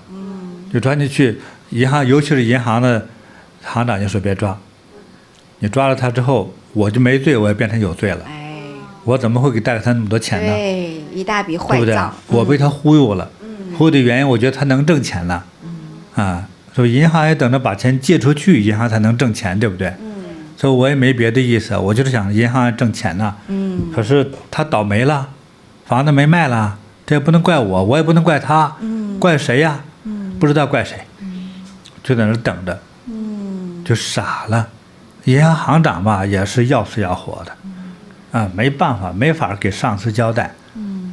那牛老板呢？给全家没法交代，好几次上吊没吊死自己。就他有俩侄子啊，就把他从房顶上给卸下来，挂了绳子也给他拽下来。说你别死，你死了之后是吧？这个后头的麻烦还多呢。对，你的孩子还小，是不是啊？大嫂是个好人，你别这样子。哎呀，这个日子没法过了。这个我相信这个牛老板哈，这个时候变成牛魔王，快疯了，就是。在某天某月某日，遇上个爱管闲事儿的一位高人。就叫一位高人吧。知道牛老板这个悲惨的故事之后呢，就闲着没事儿也是帮人，根据他这个情况去考察加聊天。这哥俩一见面，一聊就是3天，几乎觉都没睡聊的这个兴奋感了。聊完了之后，恍然大悟。聊的什么呢？对呀。给他聊天这个人呢，我对他是有一点知道，这个人很有智慧的。是什么背景的呀？这个人？这个人就是首先他是一个清华大学毕业，但是家里头精通周易。对这种西方的学术管理东方的什么老子哲学智慧都是很精通。他是一个饱学之士。那这个人给他诊断了之后，就给牛老板这些儒士都告诉我了，我和牛老板吃过饭。牛老板就说，他给我讲一个故事。他说，他问我，牛老板问我，他说你听过那个当时那相声大师有讲过，说卖猫的故事。说有一家北京有一个老太太家，她家的母猫哎呀，不搞计划生育，就特别能生，每半年就生一窝猫，就一窝就10个8个，特别生育能力特别强。她也不忍心白送出去，她也想挣点钱，挣点零花钱。那她家呢有一个青花的200多年前的一个碟子，她是无意中拿这个碟子，她这个好看嘛，出去之后弄个小铁盆，猫一扒啪翻了，那高的那个碟子也没法弄翻它，碟子上放点猫食，这样其实一开始是无意的一个老先生推个自行车过来之后，在那蹲在地上看了半天，看猫看碟子，看猫看碟子，说这猫怎么卖？老太太说2块5一个，那时候很便宜就好吧，我给你2块6。老太太这么着，竟然这么高兴成交我把猫买了，为啥给2块6呢？多一点钱呢，你把那个碟子送给我算了那我回去呢，我觉得这个喂猫挺好的，这个把碟子送给我。老太太说不行，这是我们祖上传下来的不管值不值钱，我们不能卖。那老头抱着猫不高兴的走了。第二天又来俩人，都是类似这种，蹲了半天，看猫看碟子，看猫看碟子之后说多少钱卖猫？老太太一看3块一个，说给3块5，把这碟子送给我吧。都是类似这种话语。到第3天这个碟子就长成，这个猫就长成10块钱一个，也一样卖。完了都是这样的话，我给你15，把碟子送给我。大伙儿都看上那碟子了，好像。对，这是懂古董的人。这个古董，这个碟子到现在至少人民币几千万一个，在那个时候也要几十万。这是懂行的，因为北京人见过世面，北京人很多懂古董。就看这是乾隆朝的皇家用词。怎么给留到老太太家不知道，因为北京人很多都是高官出身嘛。对，皇城根下。对，很多人是为了要上这个碟子，所以故意要买他的猫，给他套近乎至少好谈了结果老太太也厉害，我就是不卖。但是他的猫都卖了高价卖出去。别人家的猫几毛钱一个都没人要，他家卖到多少钱？最贵10块钱一个。好玩吧？这老太太很会利用哦。对，老太太也聪明，买的人也聪明。这位大师呢，给牛老板讲了这个故事，说牛老板说，我好像听过这么个相声，不是姜昆上谁他们讲的还挺好玩的。他说，我说这个受的启发了没有？他说受启发了，我也不能卖猫卖猫也不至于搭一个地是吧？是。他就说这个天时地利人和，按照中国哲学这叫3才天时，现在中国改革开放那个时候是已经90年过了那个时候到了93年了。到了93年的时候，中国有一部分百姓，像邓小平所说少数人已经富起来了。富起来之后，其实中国人特别注意子女的教育，都想上好学校。对，是呢。每个城市只有1所最出名的学校，可是孩子们都想去，对不对？对。进不去，打破头都进不去。一个学校能成500人，就已经做了2000人了，你还怎么进了？对不对？大家都想，就是你也有孩子这个牛老板说是你也没重视教育说那我顾不上，我现在都要死的心都有了，我哪顾得上教育？他说如果现在你已经是富人，你没有赔钱的话，他说我肯定给他找最好的学校，花钱也干。对。他说中国的妈妈爸爸都是这么想的。他说那还怎么着？你说吧，快急死我了！一定要点破呀，给他说清楚。你为了卖房，不要说卖房那么低级，你要办学，办什么学啊？就是小学到中学。啊，这我也没有知名的学校啊。他说和知名学校挂钩啊。哦。他说我又不认识啊，不是你自己去想办法，但是这是条出路。哎，就是还不开悟，老牛啊你呀，你这个傻子，你最多是个疯牛，倔牛。再给你讲细致一点吧，说我没有学校，没有学校，我让你哈迅速连老师学校一块都有。但是你只要给我找到一个好的学校，你想方设法给他说通了，联合办学。哎，这个事儿点都给你出。这个时候，结果也是巧合哈。牛老板有个表哥亲戚，多年都不往来。在某城市中某最著名的小学当副校长。正好这副校长放假回家看看，多年都没回家了。来看看一说，赶快给他谈一谈。这校长说：“我也不能做主啊，这是政府的学校，对不对？”对，公办学校。说这样子，你做不了主没关系，到时候我给你1000万，给你们学校，还不是拍你马屁。你这行吗？我假牙都快高兴掉了。真的，哪有这天上掉馅饼啊？我们学校不缺别的，就缺钱。是。但是我们师资力量是全国一流。是。哎，你给那个也不用说了，我替我们校长答应，肯定可以，教育局也肯定同意。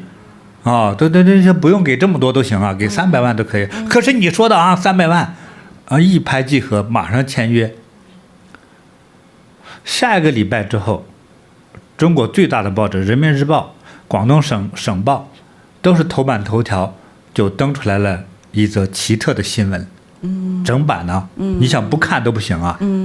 哎，就是广东省某城某市，非常注重中华民族后代的教育问题。这个反正写了一说这个怎么样振兴中华，让中国富裕起来，一定要有知识，有知识就能改变命运，那废话。所以我们准备和某某学校进行联合办学，办中国一流的国际学校，中英文教学，但同时一边是招生广告，同时连老师都招。如果到我们这个城市来哈，我们给你原来学校的5倍的工资，还给你免费提供住房。如果你已经结了婚了，你太太没工作，我们给她尽量安排工作，保证月收入不低于2000。如果你有孩子，好1个也好2个也好，都是免费入到全中国最棒的我们这家学校，免费啊，一直供到他高中毕业。这个挖人才的力度大呀！立刻中国教育界就炸了。他本来是做的广告嘛，结果很多电台、电视台、报纸哈，正想转发他的广告，替他宣传了，因为这太神奇了，有这么天上掉馅饼的好事。所以师范毕业的好的年轻的老师哈，还有已经在学校就业的工作人员的老师，都跃跃欲试的要去，所以他们面临大量的面试问题，一个是同时招学生，同时招老师。但是学校的校园哈，连地基还没打起来，没钱。说怎么样，学生怎么样入他学校来入学呢？说我们很优惠，说我们只针对我们的会员。说那入会条件呢，是在我们这里买一套房。哇塞！买一套房260万，并且把全款全部缴进来是最好。如果说不够200万，先缴60万。先缴60万。先缴60万呢，你的孩子哈，到每一个学期交2万人民币。如果一下交260万，好了，你整个一直到高中的学费全免。免费上学，上那么好的学校。很多家长就血压冲动的哈，分不清这到底是一种什么样的账。反正就是买，我的孩子就能上这个学校。就我孩子也读了好学校了，我还落了一套在广东的别墅。弄不好户口还能迁到广东去。哎呀，一举多得呀！这个好高招。拿钱交。当时把中国的富人听到这个消息的人都给吸引过去了。到开学的那一天，学校的学校教室是用那个帆布那个布棚帐篷搭起来的。但是欧洲的名车排了15公里。为这个事，广东省的报、广东省电视台专派记者实地采访，一采访就1个礼拜，变成义务宣传了，因为没人这么做过，这么大胆子。是。这钱就这么来了，这个高招啊，真的是。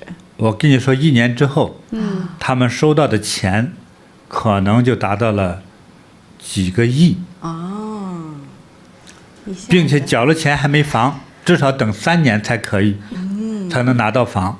但是你只要缴了钱，你的孩子就可以来入读这个学校。这个学校现在还在哈，我先不说名字了哈。就是好玩吧？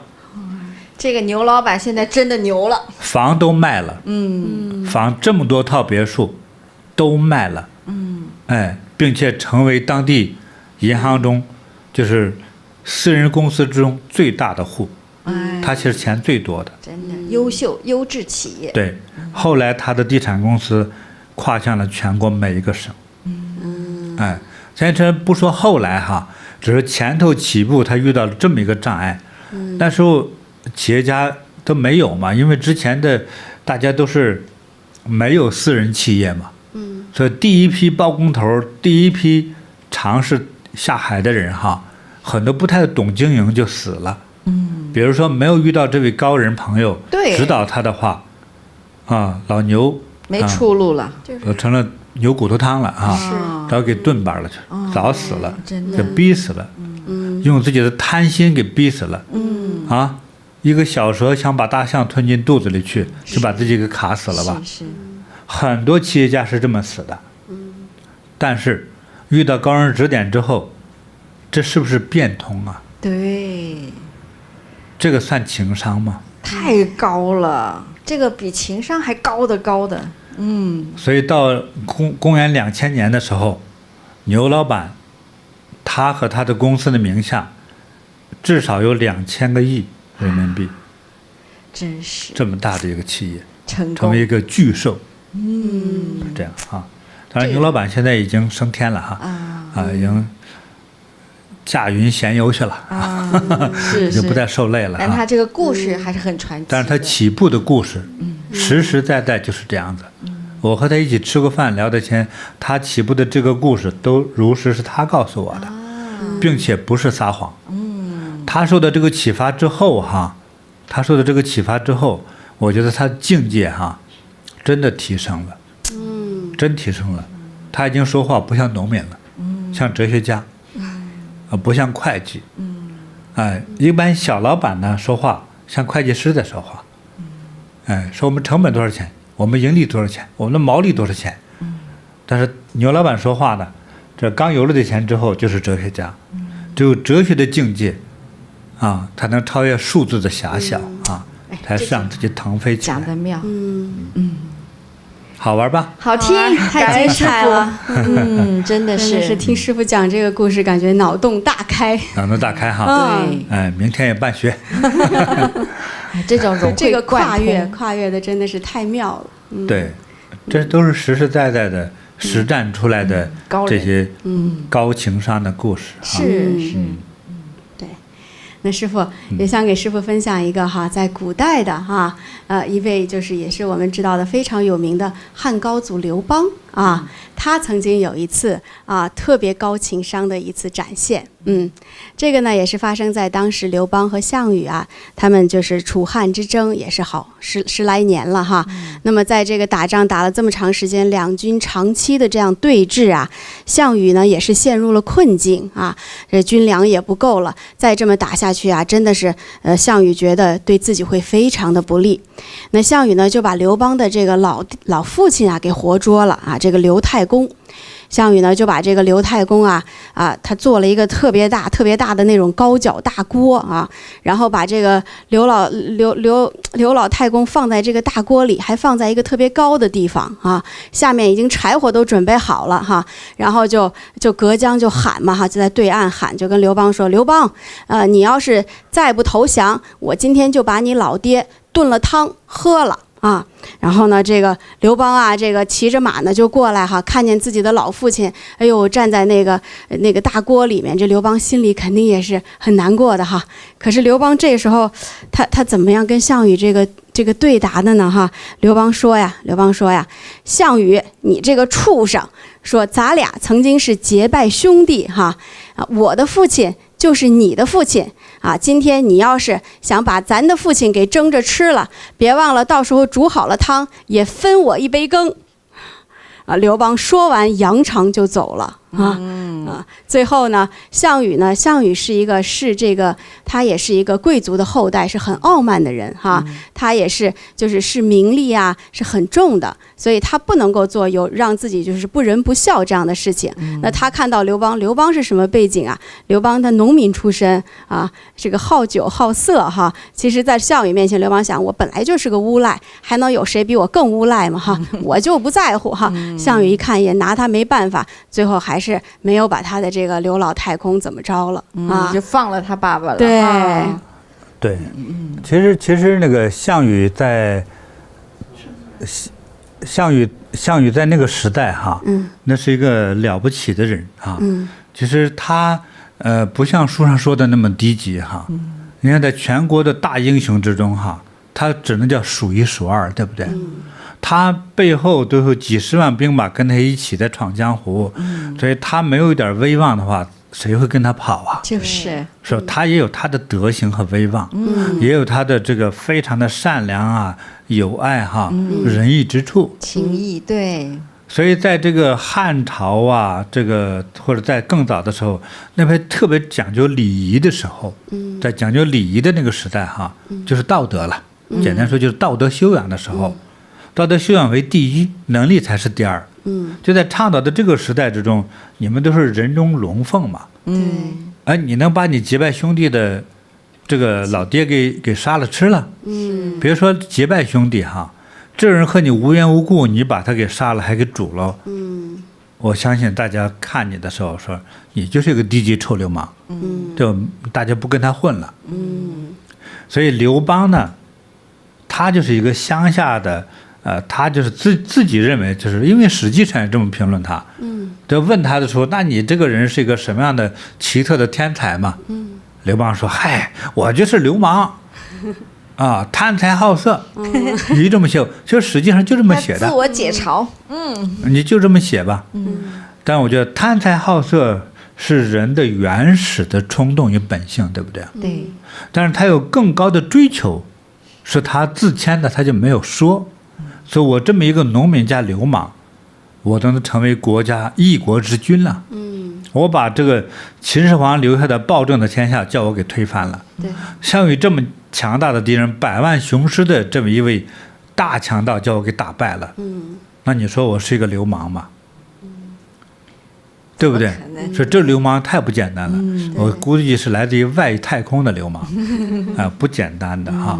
对，所以他呢，当自诩为自己是一个普通人，是个流浪汉，是个流氓的时候，所以在快速的应对别人给他刁难的时候啊，其实他的察觉能力和反应力、对应能力是超快、超强，并且非常有水准。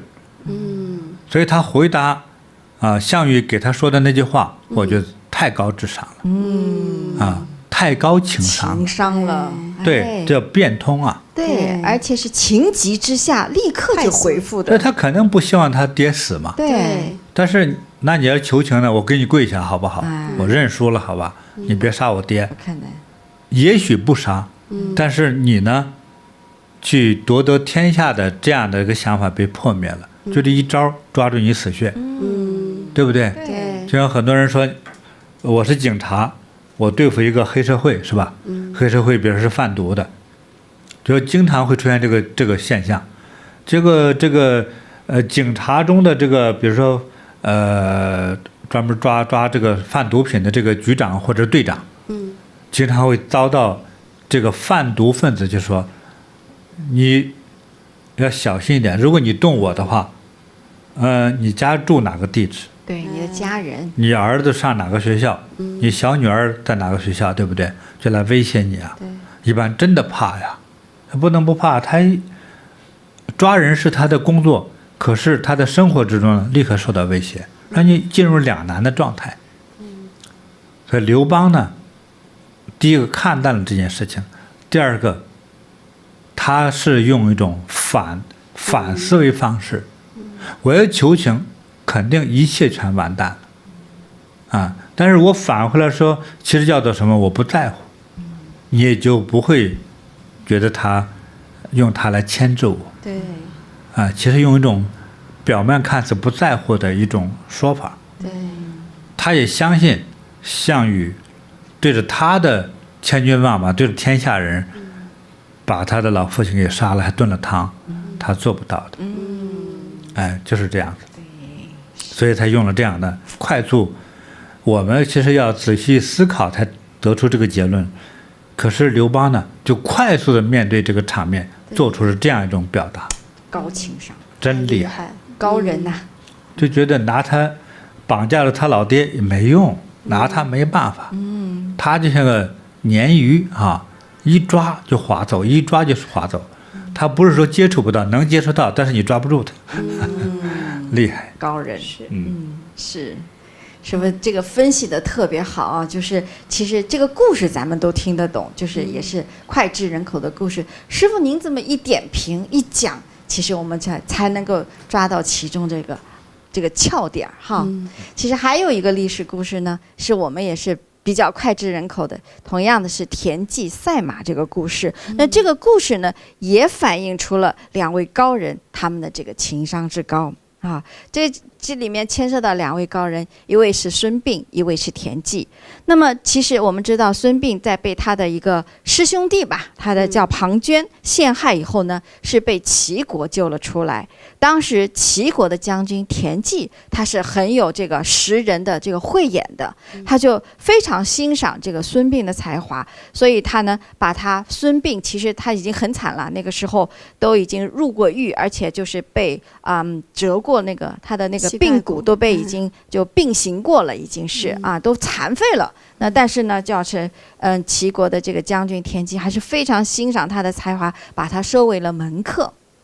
那么在那个齐国的时候，其实还是很强大的，所以齐王呢经常喜欢跟他的那些宰相啊、将军们都起逗乐吧，或者是什么，他们经常那个时候是以赛马为乐。那其实他赛马的规则呢就是这样，就是反正分上等、中等和下等3个等级的马来赛啊。那谁都知道啊，王拥有的马肯定是最好的啦。就是所以呢，每一次赛马的时候呢，田忌的3个等级的马呀，就老是输啊。就是田忌你是一个将军，那你的马也比不过王的马，对不对？所以田忌的上等马也输，中等马也输，下等马更是输，所以他屡战屡败，特别懊恼。那么孙膑作为他的门客呢，也经常也得是他的一个责任和义务，得为就是田忌出谋划策吧。有一次就是田忌说：“你说我这个老孙啊，我怎么每一次赛马都被那个王就是那么欺负啊，就是太惨了，这个战绩太不好看了，就是我哪怕赢过一次，也给我有点面子嘛。”那孙膑就帮他出招了。首先孙膑就问他：“这个赛制怎么回事？”那么田忌呢就跟他说了一下怎么个赛法，上等跟上等，中等跟中等，下等跟下等马就赛哈。他说：“但是我这个马真跑不过王的马，王的马吃的又好，本来品种又好啊，我再怎么使劲训我的马，还是赛不过他。”这个时候呢，孙膑就给他出了一招。好，怎么个出招法呢？他说：“下一次哪一匹马出战，你要听我指挥。”好，又开始赛了哈。一开始最上来的时候呢，就是还是要上等马要出场。哇，这个齐王特别有自信，还是牵出了他最宝贵的那匹宝马出来，汗血宝马出来哈，要赛这个时候呢，那个田忌刚想把他的这个叫什么，他的上等马牵出来的时候呢，孙膑制止了他，给他使了个眼色。然后呢就说牵出了田忌的下等马出来跟他赛，这个真的是自投罗网了，怎么跑得过呢？所以齐王轻松获胜，非常的高兴，哈哈哈大笑，然后又朝那个田忌使了个眼色，你看老田，你这回又输给我了吧？好，这个时候呢，老田说怎么办？他也挺着急啊，就看孙膑还是面不改色，那个眼神特别坚定，好像就跟那个田忌说，且看我下一招哈。这个时候呢，第二场赛马来了，中等马要赛了，那齐王还是很自信的牵出了他的中等马出来了。这个时候那个田忌又想很老实嘛，还是想那我也牵我的中等马。孙膑又制止了他，让他派出他的上等马去战。这个时候一下子，你别看就是田忌的上等马虽然没有赢过哈，但是跟齐王的中等马那还是绰的遥遥领先的，一下子反败为胜了。哇，这破天荒啊，田忌赢了这一场啊，他的上等马赢了齐王的中等马。可高兴了，田忌开心。然后这个时候齐王说，这个老田什么时候收过这一等好马？我咋不知道啊？不要紧，我还有下一场呢。不管怎么样，我的下等马还是比你老田的马厉害。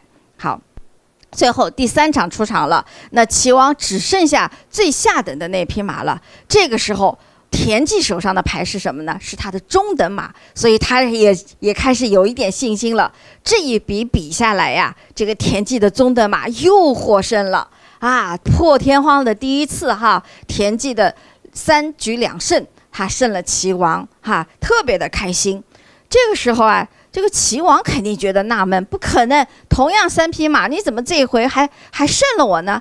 这个时候田忌就特别大方方的把他的这个军师，他的门客孙膑介绍给了齐王然后说齐王我是没这个脑子的我的3匹马还是上回那3匹马，这老花样，但我这次呢这么出奇制胜，他就出在一个旗子上，这个旗就是我的这位门客孙膑先生给我出的这个招，然后就原委委的把他的这个招数也跟齐王做了个交代。真的是对不起，抱歉了取了个巧就是承让这特别的客气。好，那么在这个情况下，齐王也一下子看到了孙膑特别出彩的这个智慧这个人真是不按常理出牌也是不循规蹈矩的，非得死守规则，但是他这个出奇制胜，那真是我今后在战场上的一把快刀，一把好刀就这样，孙膑非常的被齐王所赏识，也变成了齐王的军师了。所以呢，孙膑也今后在未来的后来战役中，就帮助了齐王取得了2场重大战役的获胜这也是一段佳话。所以也是在这个大家就非常熟悉的这个田忌赛马的过程中，我们也看到了2位高人。第一个是田忌，他有赏识孙膑的这种慧眼，他能够把这个孙膑出奇招的这个想法立刻就能够配合起来，对不对？另外太高了，就是孙膑的这个招，所谓奇招，可能就是他不同寻常的方法和他的一种变通吧。很神圣这个简单的赛马的故事一下就彰显了这个孙膑先生中国古代的战神战神级的人物，表现出了他这种超人的智慧这种智慧主要还表现在这种情商上头，对的变通性，他一定要在现场了解到这个当时王所规定的赛马的规则，规则之中没有说一定比赛是同一个级别的马当时也没这个分级别的意识，他就赢了所以他们那个马的级别上来说是比较朦胧的，就大家也不敢，因为给王比赛赛马也不敢多动脑子但从一个有智慧的人来说的话，我觉得给谁都要动脑子，反正因为不是害他嘛，那你要想赢，那你想光是王赢也没意思，对不对？这样彼此就不能激发这种智慧。对，所以你跟你老板下棋的时候，你该能赢你就尽量去赢。其实老板也不是个小心眼的人，对不对？那不是，彼此激发着彼此的智慧，不是挺好吗？对，所以呢，这个他这个赛马的故事哈，就是充分展现了这一位超然的军事家哈，我们的战神哈，他这种超俗啊、脱凡的这样的一种大智慧哈。在后来的这个非常神圣的战役之中，将坑害他的后来这个是在楚国任大将军做元帅的这个庞涓师兄弟，给战死，而消灭了这个国家最大的一股军事力量哈。对，这个故事是在中国已经流传千古了哈。对，非常好，脍炙人口。高情商啊。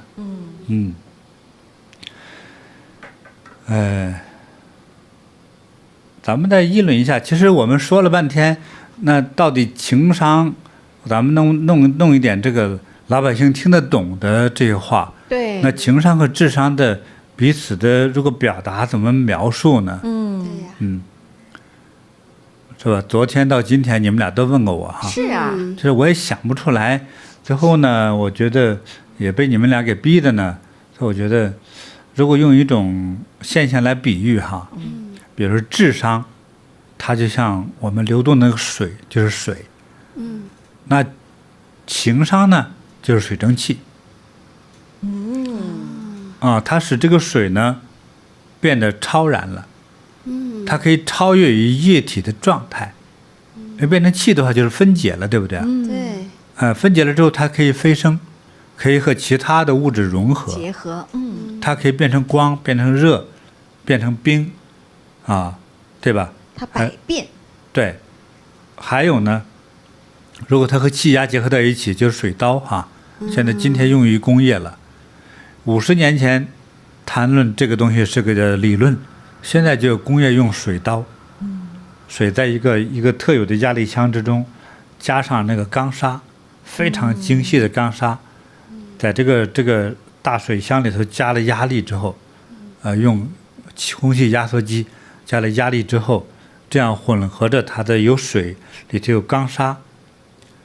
你比如说你在钢板上画出一条线来，它来去吹那个钢板，一吹几个窟窿，所以切个钢板，切钢板，它还不光是这个，切陶瓷、切石头，对，都可以。所以的话，你知道做那个喷泉的哈，喷泉你可能不知道，就是消防员用的那个救火车，不是里面有很多水嘛？对。它要喷的要很高很远的话，你知道，如果人也不小心被喷的这个着火的房子里头，如果有人的话哈，等他如果他这个距离哈稍微近一点的话，这个水能把人射穿了，非常厉害的。水枪啪把你打出去了就。对啊，他为了救火，他那个水管的那个水压要很强，要把这个水呲出去。对，要这样子，它不能到了空中变成水汽不行，就起不到这个救火作用。所以这个我的这样一个思考，就是智商像水，那情商呢像水汽，或者叫水蒸气，之后是变化莫测的。对，就是这样子。有一种由实到虚的这种感觉哈。对，那事物之中呢，虚的不一定。它的能量哈不一定比实有的更弱，不一定的。是这样，它就是变化的应用，变化性的表现，但是超越了原来对水的认知，就是水就是在河里头或者瓶子里头装的，那才是水，液态的物质不是这样的。所以其实从科学角度，科学和自然来说，对水的本身，对水的真实性都增加了了解。你看。我在台湾，我那个屋里哈放了一个抽湿机，它这一天下来，尤其是这个春天的时候哈，它底下有个抽水的水箱，一天就在我那个屋哈就抽出那么一水箱水来，大概矿泉水瓶子能装3瓶，一天下来。但是你说今天咱们坐这个空间里头，你看得见水吗？看不到，看不到。但是有一种。测试空气中水分的仪器是可以测出来，这个空气含水量是多少。像高原上含水量就少，像这种海岛呢含水量都高。湿度大。对，还有海边，说靠近湖泊、靠近大河的地方，湿度都比较大。所以空气中这个水我们肉眼看不见，可是呢，抽湿机一抽，这么3瓶的水这一天，很神秘哈。对。所以情商是非常有用的。那情商师傅是不是也就是有不同的层次的？这样子，我们今天讲了不同的这样情商的例子哈，从现代的到古代的那么高的这样的变通啊、智慧哈，现代的这样会说话呀，能够社交啊，是不是层次也有不同？是。我们先说常见的情商哈，你刚才介绍的美国那位研究心理精神的那位专家都说了情商嘛，对，情商这个词是他们发明的哈，对，他们其实说的特别有道理，我是很佩服而且很认可的哈。首先人的这个情绪，他从情绪上来说，其实一个人，比如说你是军人，如果发现情绪，并且能够把控自己的情绪，再高一点能够调动整个团队的情绪，所以才成为战神，对不对？同样是上战场打仗，会调动大家的人呢，一群人乐意和你一起，哪怕献出生命，干，冲锋陷阵，开心干，是吧？我也听到一些在其他公司工作的人，他在那不愉快之后，他说虽然我收入比别人确实高，但是因为和我的上司啊总是觉得磕磕绊绊不愉快，我都想不干这工作了，我宁可少收入都行，我换一个地方去工作。你看，所以这个情绪带给我们的影响力哈是巨大的，所以情绪根据不同的身份、不同的人、不同的情绪或者不同的情商的状态哈，使它就变成了武器、财富、荣誉、成就、幸福各种的成就，就是这样子的。所以就是说，这个科学家把它说定为叫情绪上的把控。他说的是一种叫母体的部分。所以当你情商高，能够把控自己的情绪，还能把控一个团队的情绪，还能带动这种情绪，这些人才成了人王。人王、孩子王军队王，军队王就是元帅，做领袖的，是吧？甚至是你看朱元璋等人，是吧？那么个混子刘邦农民，是吧？自己说贪财好色，对不对？就是一群英雄，还都是英雄级人物，来和他一起打工，一起打天下，一起治理天下。那你想，这里头是不是就觉得有点不可思议吧？对，说那个人真正是那么一个流氓吗？肯定不是，就是他的伟大之处是跟他的人都不如他的，所以才尊称他为王，而且乐意为他效劳送命都行。就他一定有他在待人上有他的过人之处。对，我比如说他一个将军，那个孩子不小心溺水而死，等他知道了之后，比如说一般买一个棺材花2两银子就埋了，对不对？哎呀，他一听好悲伤啊，他就立刻想到，如果自己的孩子死了，多悲伤啊！所以2000两银子，把这个坟地修好，还给他老妈把房子盖好。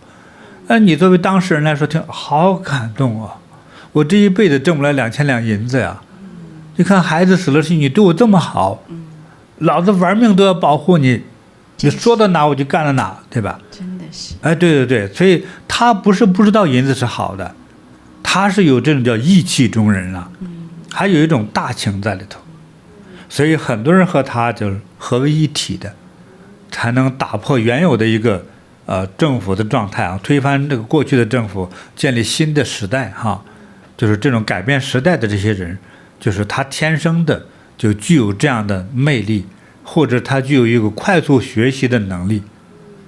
我讲个这个刘邦，中国2000年前就是汉朝的创立者刘邦，自己说不是个农民叫流氓吗？比如后来他都打得很大了，他已经有几十万兵马的时候，他到了当时秦始皇的后代所住的那个咸阳城，就现在中国陕西那个地区，不是一个位子哈，名字都一样，叫咸阳。到了咸阳去之后，看这么繁华，而且很快他就被带到了皇帝住的皇宫。他一看，哇，这个宫殿修得这么美丽，哇，太美了，像天堂一样。里面所有的用具又是金的，又是玉石的，哇，美得不得了，每一个都价值连城。再看那里的女人，一个像仙女一样，那么漂亮可爱。刘邦他的流氓劲儿就出来了。刘邦说：“哎呀，你们先回去吧，我今晚上就在这里休息了。”他说的这句话实际上都记下来了。刘邦本性暴露了，对不对？他也有那个权利嘛，他真住进去是还没法管，对不对？我说他有一个学习的谦卑的精神，我说他又自信又不自信，他是个多重人格的人。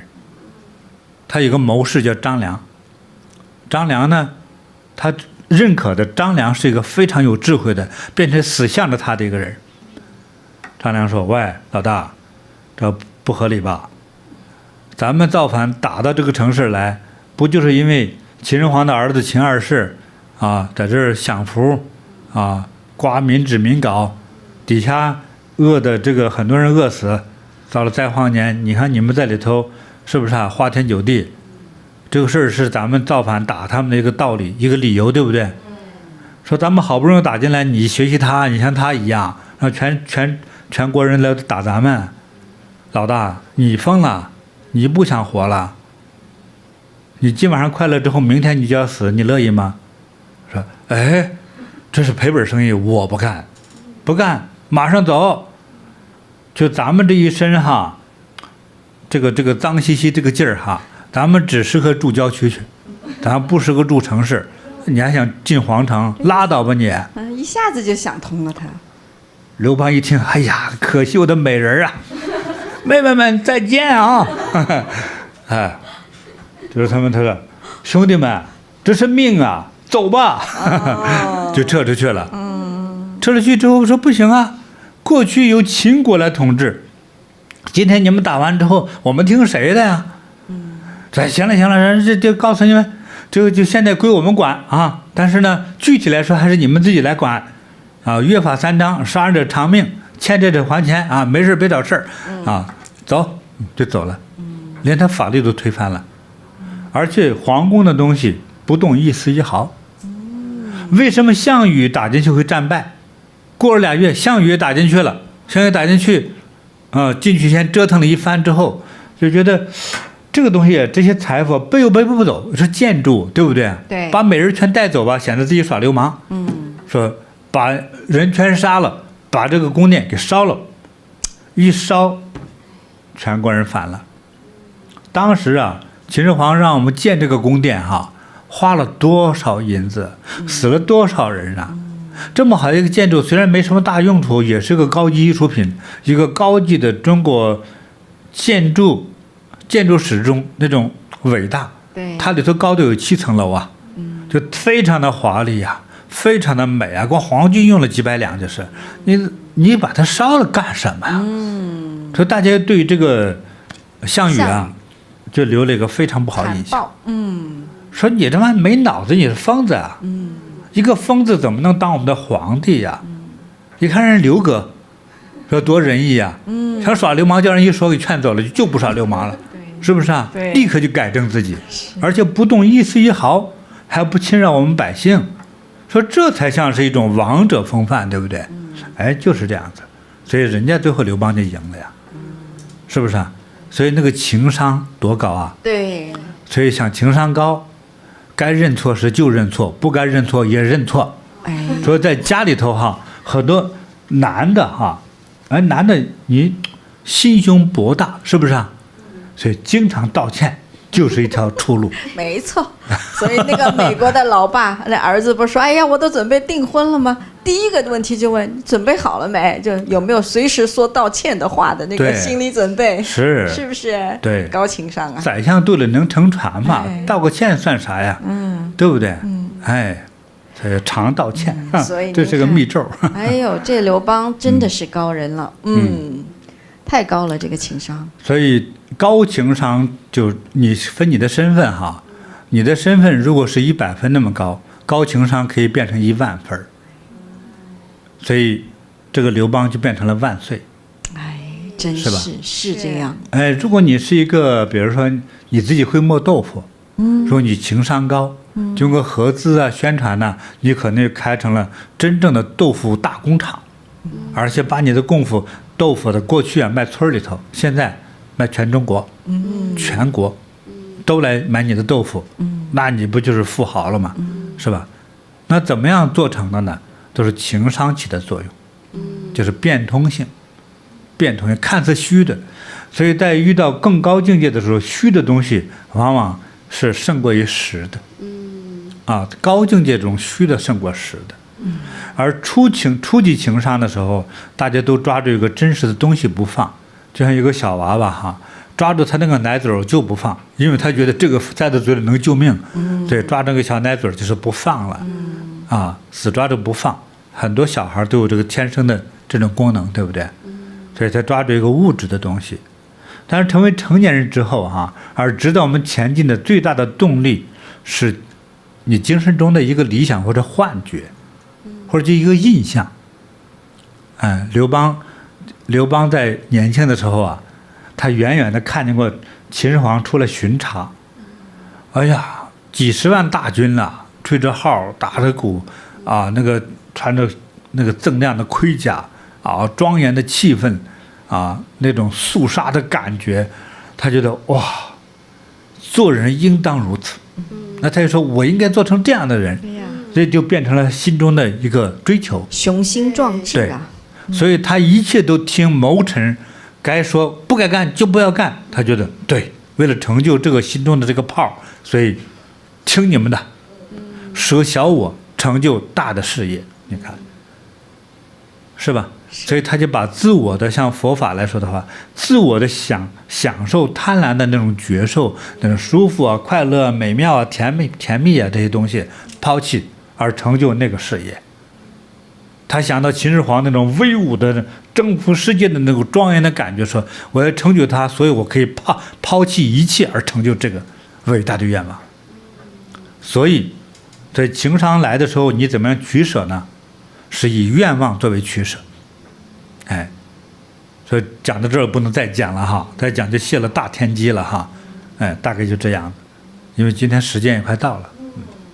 听我觉得还没听够，就是咱们之后再讲好，觉得大家想听的话，这个情商咱没别的，咱就是抒情总是可以的。咱虽然没有，但是可以看看古代伟人是怎么做事的。期待师傅后面再接着我们下一期或者什么时候再深入讲一讲这个情商就大伙儿呢，就是你如果在生活中、工作中如果遇到哪些觉得这个烦恼啦，上司欺负你啦，老公欺负你啦，什么孩子没法教育，反正种种杂七杂八的烦恼的事情，如果你想呢，来咨询我的话，可以给我写信是。那如果想你的内容可以让我们公开的，我们比如说改个名字。就可以公开一下你的内容，把你的问题也解决了给我呢也增加了一些就是讲故事的元素也是挺好的，让大家都得到启发。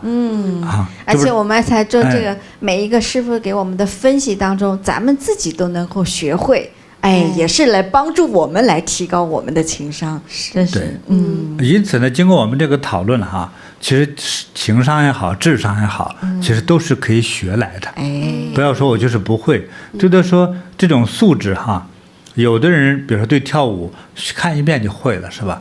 咱笨一点，对舞蹈没有感觉的人，我练108遍，我不相信我不会，对不对？所以我有机会去学的话，大不了多学一些时间嘛，也就会了。真要学，是吧？就是我们觉得越笨，我就要越学，才能超越自我的笨嘛。对呀，你才觉得变成有用之才嘛。对不对？那你过去是做豆腐的，你想把你的豆腐卖向全世界吗？想。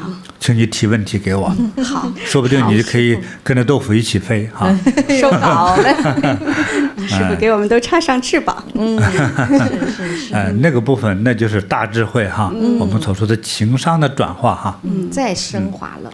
对，感恩师傅，不客气。好，那师父啊，就是我们也是想跟网友分享一个好消息哈，在慈悲音上，上一次师父直播的时候有一个禅意沙盘的画作《天之初》哈，终于和网友们见面了啊。我们把它做成了非常珍贵的复制品，非常的美。现在大家从直播上可以看到，刚才其实就在师父背后挂的那一幅画作哈，也想请师父为大家简单的介绍一下这幅画。对，这幅画的神秘之处哈，一个当然我用的材质没什么神秘的，就是我们吃饭用的米，豆子，或者是后加了2块彩色的石头哈，对。那我的那种感觉是什么呢？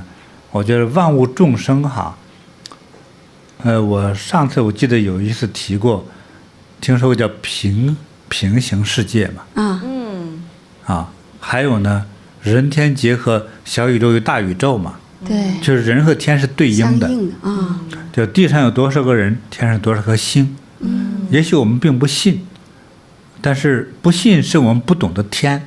但是懂得了天，你就会信。就像人的命，出生那一刻就确定了你大约的命运和个性，甚至长相，甚至身体状况都是已经确定的哈。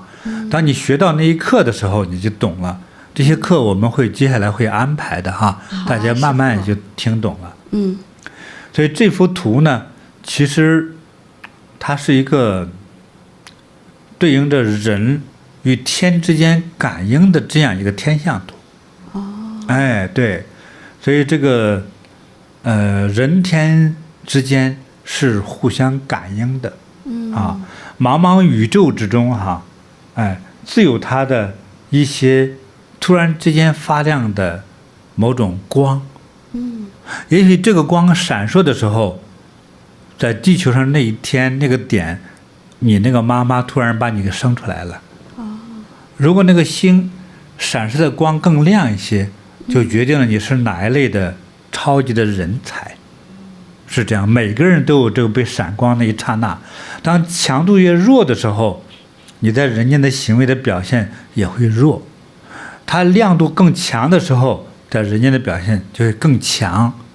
强到了之后，可能成为人上人、万人敬仰的人不可一世的人都是有的，是这样的。给大家做这样一种提醒。但是这个图的本身呢，其实也可能会给我们英国的人带来一种启发。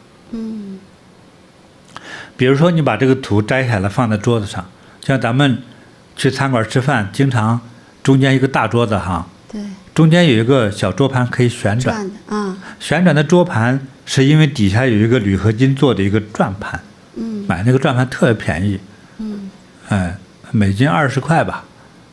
人民币100块左右，就这样的一个转盘。你把这幅画放在这个转盘中央，你在祷告默念你要解决的问题的时候，要解决你的这个问题哈，你就顺手转一下，就转动了像一个罗盘。就停下来了，画并没有改变。带给你的这个上面这些星这些图的所摆列的方式，还带给你的启发，突然之间你好像在这个盘上看到了什么，比如看到了一个金黄色的大南瓜，就是说你要求的这个事儿哈是圆满的，比如是看到一个金疙瘩，一个金瓶子，甚至或者转着转着怎么像一个凤凰飞起来，就是你这个女生要得高就，被聘为一个很重要的职位，他会每个人看到这个像是不同的，还有看到这个像之后啥也没看见，就是感觉到喜悦，这都是吉祥的征兆。还有的时候觉得一转完之后觉得自己的车尾巴被撞了一下，就脑海里反映出这个东西，那你要求的这个事儿先别做，过一段时间再说，可能就不吉祥，就大约是这个意思它带有这个功能。因为我在当时做这个作品的时候，就没有在人间这个地方坐着，我不是把自己要神化，是我的意识到了宇宙空间里头，在运转在运作这样的一个东西，我也没必要刻意的画一个什么图，就是一种在这个时候一种感应的一种手上的动作而已。所以它自有带有天意的这样一种对应的这种感觉在里头。所以这样一说有点神秘哈。但是我们哪一个丝巾去这么介绍过呢？不是没有吗？所以呢，在这个用的时候，你会有这样的一种感应，请注意这种感应就好了。所以希望对你呢，在各个方面是有所帮助和启发。但是摆在家里和公司行号通常来说还是只能带来的具美好的气和运气这样的一种功能与作用。就是聚气。这个气是指万事万物的意思它有一个聚气的功能，甚至说还有个镇宅的功能在里头含在里头，大家知道就好了。感恩师父带给我们这么珍贵的法宝。同时今天呢，我和昆婷师姐我们也喜滋滋的穿上了我们这个龙年版的这个八卦衫了哈。大家看到这也是师父的别出心裁的一个设计一条降龙盘旋在此。其实网友们都注意到了，我们一上场网友们就说了说哎呀，那个八卦衫好美啊，好帅气呢。愿你吉祥如意，神龙摆尾，体魄强健，元气充满，收到。这个八卦衫是我们设计八卦衫中最漂亮的。而且也针对接下来就是龙年在龙年的时候龙抬头，收到，任你翱翔，收到。对，降龙在天了。就这样的一种寓意在里头对。所以我们的背后还有一个小设计，这样的大家看到还有一条龙盘旋在我们的背后。真的是神龙护佑啊。感恩师父。八卦衫走八卦，真的像龙在天中飞翔一样。对，游龙八卦。是。真是很好好，这个大家到时候需要的呢，赶快去慈悲音去请购对，我们的亚洲慈悲音还有我们的北美慈悲音都能够为您提供服务。对。好，那再说一下咱们下次直播的时间呗。好的。下一次直播的时间呢是亚洲台北的时间10月22号晚上7点，同时也是北美温哥华时间10月22号的早上4点，我们跟您在网络上再一次相遇。好，最后祝福大家吉祥如意，收到；长命百岁，收到；心想事成，收到；幸福快乐，收到。我们下次直播再见。感恩师父。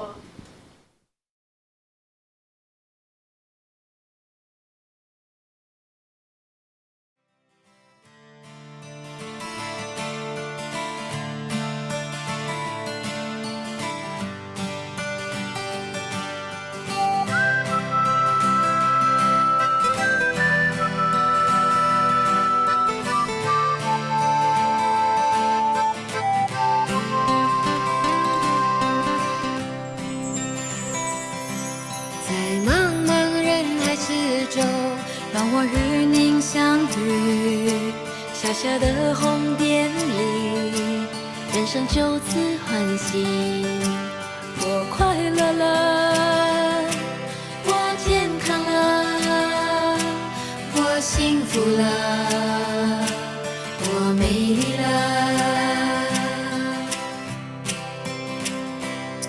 在茫茫人海之中，让我与你相遇。小小的红点里，人生变得神奇。我智慧了，我宽容了，我慈悲了，我自在了。因为有了你，生命变得更坚定，不忧忧无虑。因为有了你，日子不再有哭泣，不再有恐惧。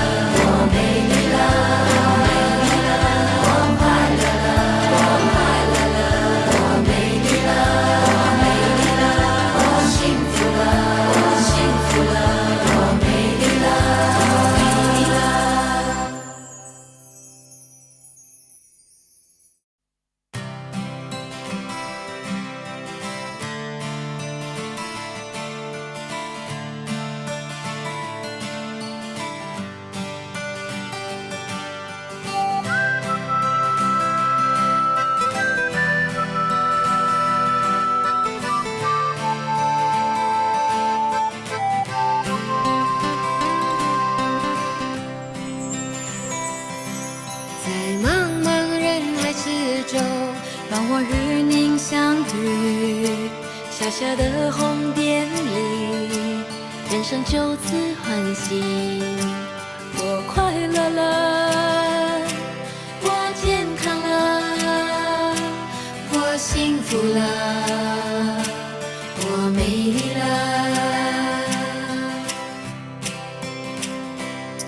在茫茫人海之中，让我与你相遇。小小的红点里，人生变得神奇。我智慧了，我宽容了，我慈悲了，我自在了。因为有了你，生命变得更坚定，不忧忧无虑。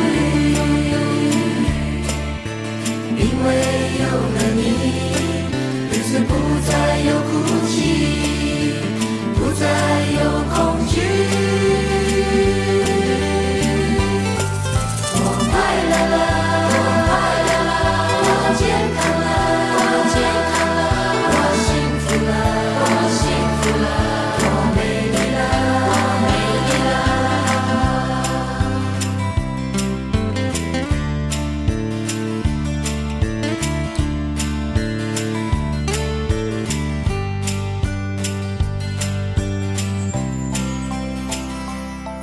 在茫茫人海之中，让我与你相遇。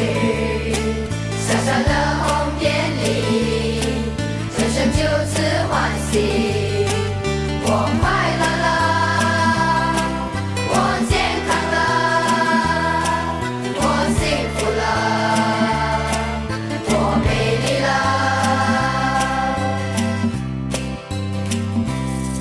在茫茫人海之中，让我与您相遇。